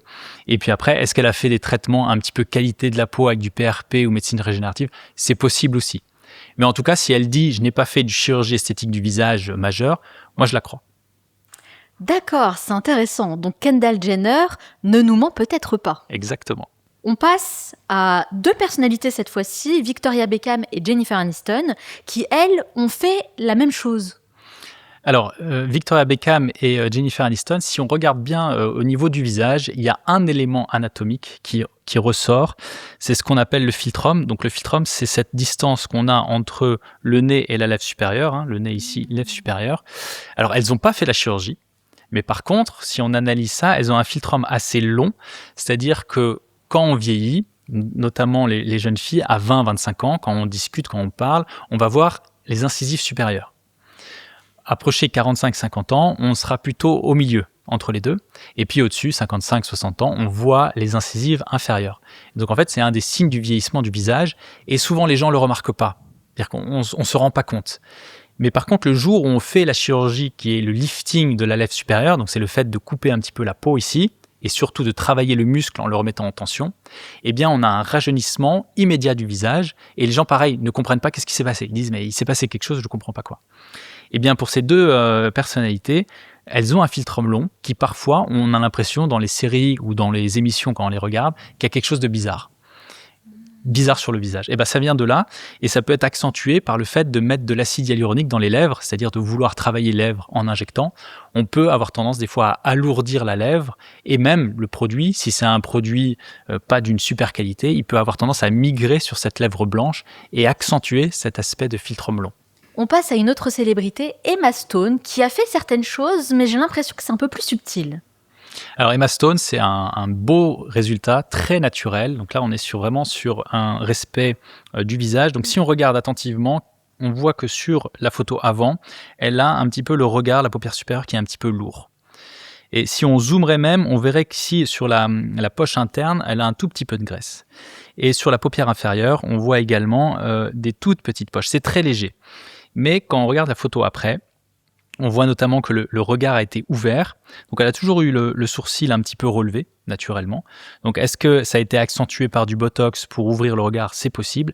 Mais surtout, elle a eu une blépharoplastie très bien réalisée au niveau de la paupière supérieure, qui a permis de traiter cet excès de peau. Et franchement, c'est invisible. C'est-à-dire qu'on ne voit pas du tout de transformation du regard. Et paupière inférieure également, vous voyez que c'est complètement lissé, il n'y a plus du tout de petites poches. Alors c'est très léger chez elle, c'est vraiment subtil, mais là on est vraiment sur une chirurgie qui a été bien réalisée, qui a été bien pensée, avec probablement quand on voit les deux photos, on a l'impression qu'elle a perdu du poids également, un petit peu au niveau du visage. Et puis il y a tous ces traitements de qualité de peau. Je pense que toutes les célébrités utilisent la médecine esthétique, c'est-à-dire un petit peu de Botox, un petit peu d'acide hyaluronique, et puis tout ce qui est stimulation de la peau, on en a parlé un petit peu, microneedling et maintenant médecine régénérative. Je pense que toutes l'utilisent maintenant. Donc Emma Stone, on peut dire que c'est une réussite. Une très belle réussite et un très beau respect de l'anatomie des yeux. Next, Ariana Grande. Alors elle, c'est vrai que la transformation, elle est quand même assez visible. J'aimerais savoir ce qu'elle a fait concrètement. Alors, Ariana Grande, si on regarde sur ces photos-là, finalement, ce qui marque le plus, ça va être la perte de poids. La perte de poids qui se dessine ne serait-ce qu'au niveau cervical, où là, ce que vous voyez ici, c'est le sternocleidomastoïdien, c'est un muscle qui est connecté entre le sternum et ici la mastoïde derrière. Il n'y a plus du tout de tissu sous-cutané, c'est-à-dire il n'y a plus de graisse. Elle a perdu toute la graisse et on devine du coup tous les reliefs musculaires au niveau cervical. Et au niveau du visage également, où on va voir là, vous voyez, la petite fossette qu'elle avait déjà naturellement ici, qui est accentuée. Et cette petite fossette-là, juste dessous, à l'intérieur de la joue, c'est la fameuse boule de Bichat, donc c'est une graisse qu'on a naturellement, et qui évolue en fonction du prise de poids ou perte de poids. Donc là, elle a accentué cet effet-là. Alors, je pense que toutes ces évolutions, elles sont un petit peu involontaires. Elle a perdu beaucoup de poids. Est-ce que c'est volontaire ou est-ce que c'est dû à une pathologie, notamment une anorexie? Donc ça, c'est une hypothèse. Après, même avec l'anorexie et le fait qu'elle ait perdu du poids, si vous regardez bien, les deux pommettes, elles gardent quand même du volume. Donc probablement qu'elle a utilisé des traitements pour compenser cette perte, parce que avec une telle anorexie, avec un tel cou creusé, elle devrait avoir un effondrement des pommettes. Donc je pense que là, il y a utilisation d'acide hyaluronique pour compenser un petit peu ça. Mais clairement, là, on est plutôt sur un effet grosse perte de poids massive. Ouais. Oui, c'est vrai qu'en regardant Ariana Grande comme ça et en voyant l'évolution de cette petite fille qui a commencé chez Disney et qui finalement est devenue une star internationale, ça fait comme un peu mal au cœur. C'est triste de voir qu'elle a l'air malade. Exactement. Et on se demande comment elle en est arrivée là. Ça, c'est en effet un des risques de la surmédiatisation et un des risques aussi de créer des pathologies, ce qu'on appelle souvent des dysmorphophobies, c'est-à-dire qu'on peut créer une pathologie psychiatrique liée au regard qu'on a soi-même face au miroir et qui est accentuée chez certaines personnalités qui sont sans arrêt exposées et forcément critiquées par la société et critiquées aussi par les hommes parce on a parlé de l'asymétrie sur les hormones entre hommes-femmes, mais il y a aussi une asymétrie dans la société sur le vieillissement ou sur l'aspect physique où le regard est beaucoup plus rude et beaucoup plus dur sur les femmes que sur les hommes. Parce que l'homme qui vieillit, qui a des cheveux gris qui apparaissent ou la barbe grise, on va dire ah oui, il gagne en maturité. On va jamais dire ça d'une femme qui commence à avoir des cheveux gris. Donc il y a là, on rentre plus dans des questions de société et de pression qui s'appliquent sur les femmes. Ouais. C'est vraiment, comme vous le dites, plus un problème de société. Justement, cet épisode, il a aussi pour but d'éduquer. Exactement. Et de partager un maximum d'informations correctes et scientifiques à ce sujet-là pour ne pas complexer les gens, au contraire, et pour leur dire un mot très important, la beauté est subjective. La beauté est subjective, exactement. Ça, c'est le plus important. Alors, le drainage lymphatique, c'est très à la mode en ce moment. J'aimerais beaucoup avoir votre avis là-dessus. Alors, drainage lymphatique, c'est le fait de faire des massages pour évacuer l'accumulation de lymphe. C'est-à-dire que dans la graisse, notamment, tissu sous-cutané, on a l'accumulation d'eau. Donc, c'est normal, ça fait partie de la physiologie. Et le fait de drainer, c'est d'évacuer cette eau-là. Et donc, il peut y avoir certaines pathologies où on a des accumulations de lymphe, notamment après un cancer du sein. Si on a une chirurgie cancer du sein avec ici un curage, c'est-à-dire le fait d'enlever tous les ganglions, on va avoir une accumulation de lymphe au niveau du membre supérieur. D'accord. Et donc, le traitement de base, ça va être le massage, drainage lymphatique. On va masser le membre supérieur pour évacuer cette accumulation lymphatique. Mais il y a aussi des choses qui ont été faites, notamment en chirurgie lymphatique, ça existe, c'est ce qu'on appelle la microchirurgie. C'est le fait d'utiliser un microscope pour aller connecter des vaisseaux lymphatiques, donc c'est des vaisseaux de quelques millimètres, dans des veines. Donc le but pour rétablir un petit peu la connexion au niveau des vaisseaux lymphatiques. Et il y a un chirurgien américain qui s'est rendu compte il y a quelques années qu'en faisant ça, donc la chirurgie du lymphodème, on avait, certains patients disaient « Ah mais je me sens mieux, je me sens l'esprit plus clair ». Donc des fois on a l'impression d'avoir l'esprit un peu dans le brouillard. Et il s'est rendu compte qu'il a fait passer certains tests cognitifs, qu'on appelle notamment le MMS, donc un test qui permet de tester la fonction cognitive, et il s'est rendu compte que les gens s'amélioraient. Et de là, en est venu certaines réflexions autour du système lymphatique. Donc c'est un système qui permet de drainer la lymphe, et dans la lymphe, on a des toxines qui circulent. Donc c'est un système de nettoyage, on va dire. Et en fait, ce système lymphatique qu'on a partout au niveau du corps, là on a parlé du membre supérieur, il existe le membre inférieur aussi, eh bien ça existe dans le cerveau aussi. C'est le système lymphatique. Et même, on s'est rendu compte qu'il peut y avoir une connexion au niveau cervical, donc c'est la partie ici, en avant, où la lymphe du cerveau va s'évacuer au niveau cervical. Et donc la vraie question, ça a été après de se poser, de se dire, est-ce que la maladie d'Alzheimer, donc qui est une maladie de dégénération cognitive avec perte de la mémoire et qui impacte profondément la vie des gens, est-ce que ça ne pourrait pas être lié à cette accumulation de toxines ? D'accord. Parce que la maladie d'Alzheimer, décrite en 1900 par Monsieur Alzheimer, qui lui, en fait, a vu les premières patientes qui avaient des troubles de la mémoire, il a analysé histologiquement le cerveau, donc il a regardé, et il a vu des dépôts amyloïdes, donc c'est des protéines qui s'accumulent, c'est des toxines en fait, c'est une accumulation dans le cerveau. Et donc là, on est vraiment dans le cadre des premières étapes de la recherche, de se dire... au tout début. Au tout début, on se pose la question de est-ce que ça marche, est-ce qu'il n'y aurait pas un lien là-dessus ? Et donc, on retrouve déjà certaines études sur le drainage lymphatique, même au niveau cervical, le fait de drainer cette zone-là. Est-ce qu'on n'améliorerait pas le drainage au niveau cérébral ? Et donc, est-ce qu'on ne serait pas là sur un traitement préventif de maladies dégénératives comme Alzheimer ? Donc en fait, le drainage lymphatique pourrait avoir un impact considérable sur le cerveau. Sur le cerveau. Alors attention, c'est vraiment drainage, ça dépend des zones. Zone anatomique, là on parle de la zone cervicale parce que le cerveau est juste à côté. Le drainage au niveau du membre supérieur ne va pas améliorer le drainage du cerveau. Il faut bien comprendre sur quelle zone on travaille. Mais en tout cas, il y a une réflexion là-dessus. Et il y a même une réflexion du coup sur la microchirurgie qu'on a parlé. Donc le fait de est-ce qu'on ne pourrait pas connecter certains ganglions ou vaisseaux lymphatiques qui sont au niveau cervical directement aux veines pour un petit peu accélérer ce drainage lymphatique.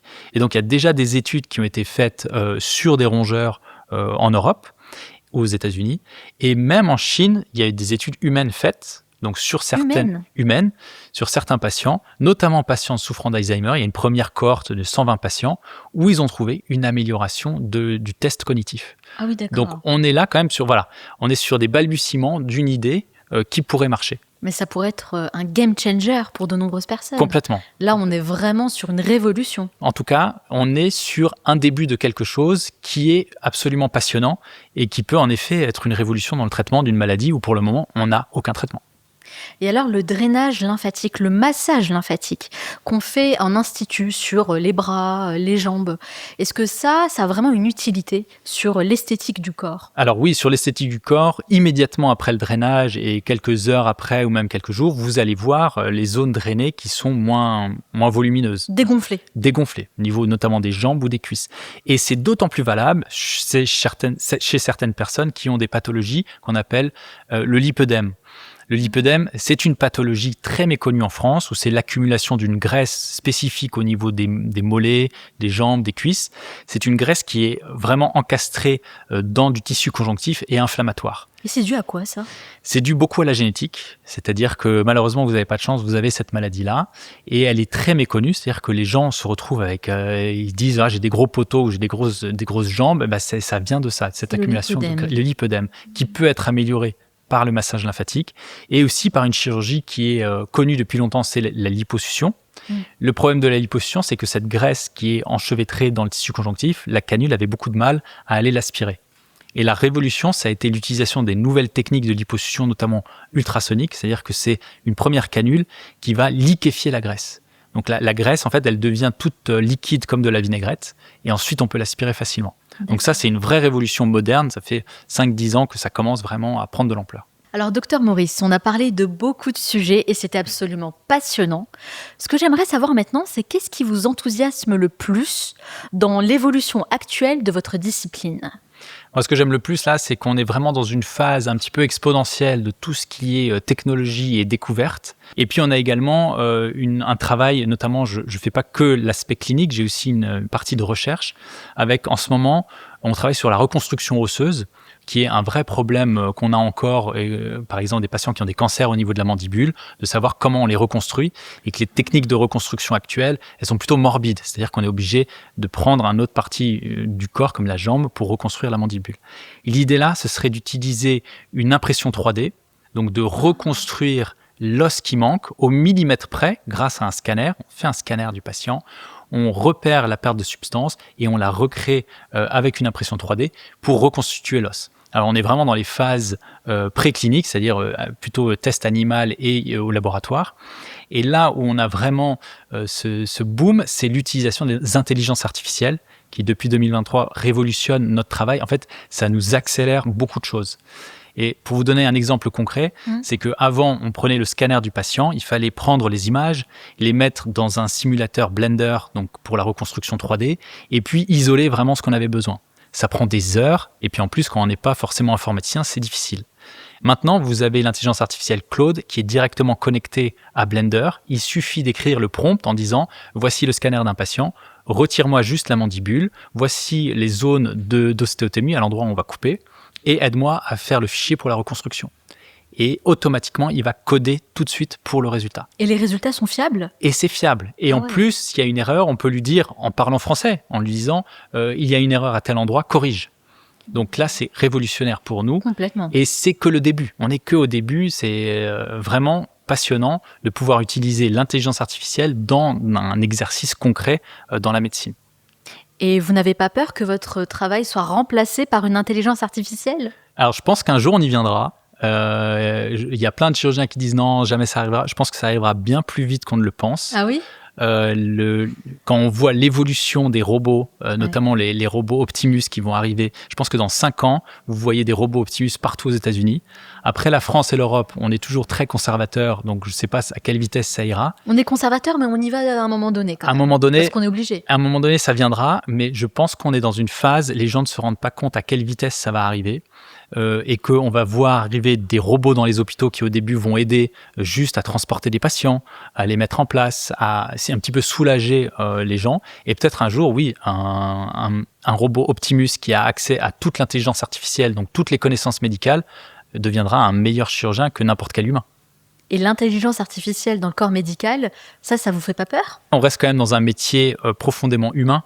C'est-à-dire qu'il y a un contact humain en permanence, il y a aussi une communication pour se comprendre, et je pense que c'est là où le robot ne remplacera jamais l'humain. Et ça, vous avez compris une chose très importante. Voilà, c'est... Ouais.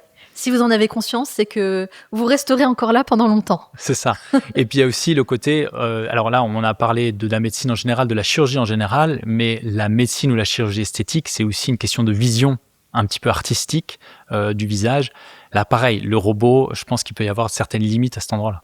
Oui, surtout pour les chirurgies très subtiles, comme vous nous l'avez décrit. Exactement. C'est vrai que c'est assez délicat. Donc là, je me dis peut-être qu'on a encore besoin d'une intervention humaine. Vous, docteur Maurice, est-ce que vous vous formez à l'utilisation des robots ? Alors, l'utilisation des robots, il y a au bloc opératoire des robots, de plus en plus. C'est plutôt utilisé pour certaines spécialités comme la chirurgie digestive ou l'urologie. Le but, c'est quoi ? C'est d'avoir des gestes très précis sur des organes en profondeur difficiles d'accès. Okay. Donc, c'est pas trop mon cas dans ma spécialité, puisque nous, on est plutôt sur des organes extérieurs, donc faciles d'accès. Et puis, on est sur des zones où on travaille beaucoup de zones du corps en même temps. C'est-à-dire qu'on n'est pas chirurgien urologique qui va rentrer dans le ventre, il va travailler la prostate qui est un petit organe et c'est terminé. Nous, on travaille des fois des zones étendues de l'abdomen ou de la poitrine. Donc, c'est pas trop valable. Le seule réflexion sur le robot, c'est tout ce qui est chirurgie microscopique. Donc, quand on utilise le microscope pour, par exemple, réparer les nerfs d'un doigt, là, oui, il pourrait y avoir l'intérêt du robot. Mais pour le moment, les robots qu'on a, c'est des robots où leur utilisation, elle est lourde, c'est-à-dire qu'ils sont très lourds, ils sont compliqués à mettre en place, il faut les docker, c'est-à-dire les bloquer. J'ai certains collègues qui utilisent des robots pour des mastectomies, c'est-à-dire pour la chirurgie du cancer du sein, pour être un peu plus précis. Mais pour le moment, le vrai gain n'est pas, on le retrouve pas. C'est-à-dire que l'homme fait plus vite et fait tout aussi bien. Finalement. Pour le moment. Pour le moment. Attention. Alors après, il faut bien comprendre, c'est-à-dire que les robots qu'on utilise sont toujours des robots pilotés par l'homme. Ouais. C'est pas des robots en autonomie complète utilisés par l'intelligence artificielle. Et ça, je pense qu'on a encore de la marge avant qu'un jour les autorités acceptent que ce soit vraiment un robot qui le fasse. Et je pense que la première spécialité qui sera touchée, ce sera l'ophtalmologie, parce que si on réfléchit bien, l'ophtalmologie c'est un champ opératoire très très étroit où vous avez déjà des machines, des lasers qui aident le chirurgien. Donc, il est possible que certaines opérations soient 100% automatisées pour la chirurgie ophtalmologique. Et je dois quand même ajouter quelque chose. Il faut aussi que les patients acceptent de se faire opérer par un robot.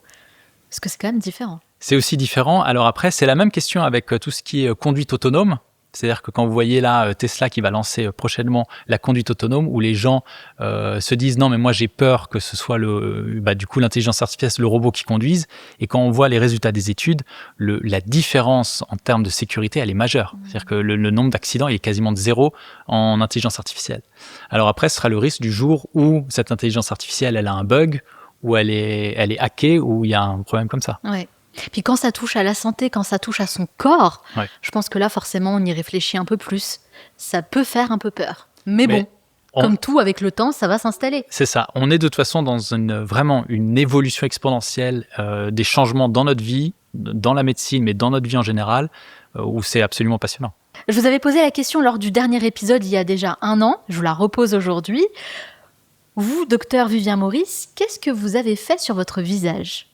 Alors, depuis 1 an, j'ai pas fait grand-chose. J'ai juste fait un peu de Botox. Tout ce que j'ai fait en 1 an. Le Botox, la base. La base. Pas pour tout le monde, hein. En tout cas, merci beaucoup pour cet entretien qui était absolument passionnant encore une fois.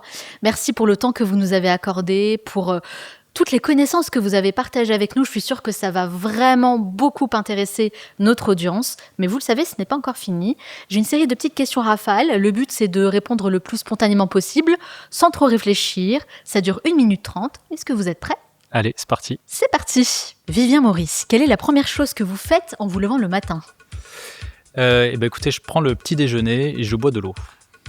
Récemment, qu'est-ce qui vous a apporté de la joie ? De la joie, c'est juste de partager du temps avec mes enfants et ma femme.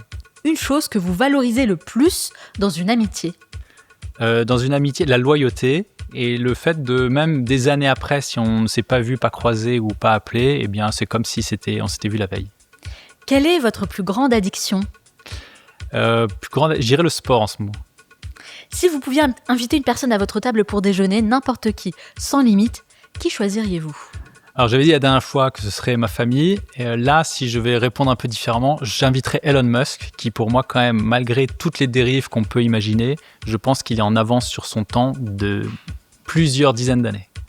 Quelle chanson vous pourriez écouter en boucle sans jamais vous lasser ? En ce moment, je dirais une chanson d'Aznavour. Quelle est l'aventure la plus folle que vous ayez vécue jusqu'à maintenant ? Je dirais mon expérience professionnelle pendant 1 an à Dubaï, qui était absolument incroyable, avec des hauts extraordinaires. Et puis aussi, il y a quand même des bas, où parfois on n'en parle jamais, mais c'est vrai que la chirurgie, parfois, ça peut être difficile, et la vie à l'étranger aussi. Qu'est-ce qui vous manque le plus de votre enfance ? De mon enfance, je dirais peut-être l'insouciance. Si vous étiez un animal, lequel seriez-vous et pourquoi ? Je dirais que je serais un aigle, parce que j'aime bien voir une vue du dessus et pouvoir un peu contrôler. Quelle est votre définition de la réussite ? La réussite, je pense que c'est d'être en accord avec ses valeurs, ses principes et de ne pas subir de pression en permanence. Qu'est-ce qui vous préoccupe le plus dans le monde dans lequel on vit aujourd'hui ? En ce moment, je dirais que c'est le côté, des fois, on perd l'esprit critique, c'est-à-dire notamment avec tous les réseaux sociaux où vous avez parfois des comptes où il y a un mélange de plein de fake news, d'informations, et des fois les gens qui ne remettent absolument plus rien en question. Donc je pense que c'est important en tant qu'être humain d'avoir un esprit critique. Quel est le luxe dont vous ne pourriez absolument pas vous passer ? Je répondrai la même chose que la dernière fois, je dirais la douche chaude. Est-ce que vous croyez en Dieu ? Je ne sais pas s'il y a un vrai Dieu, mais je pense qu'il y a quelque chose, en tout cas, une sorte de karma ou quelque chose qui un peu organise les choses. Parce que si on réfléchit en termes de probabilité, le fait que nous, on existe, être humain sur Terre, parmi tout cet univers, ça paraît quand même assez improbable. Quel est l'endroit où vous aimez aller pour vous ressourcer ? Moi, j'aime bien faire du vélo. Du coup, je dirais aller rouler à la campagne. Que feriez-vous, Dr Maurice, si vous aviez une journée de plus dans la semaine ? Une journée de plus dans la semaine, je pense que je ferai encore un peu plus de sport et puis passer du temps avec la famille. Selon vos proches, quelle est votre plus grande qualité ? D'être honnête. Et selon vous, quel est votre plus grand défaut ? La même chose, être honnête aussi. Ça peut être un défaut ? C'est un énorme défaut parfois. Quelle est la dernière chose que vous faites avant de dormir ? Avant de dormir, j'éteins les lumières, je ferme les volets.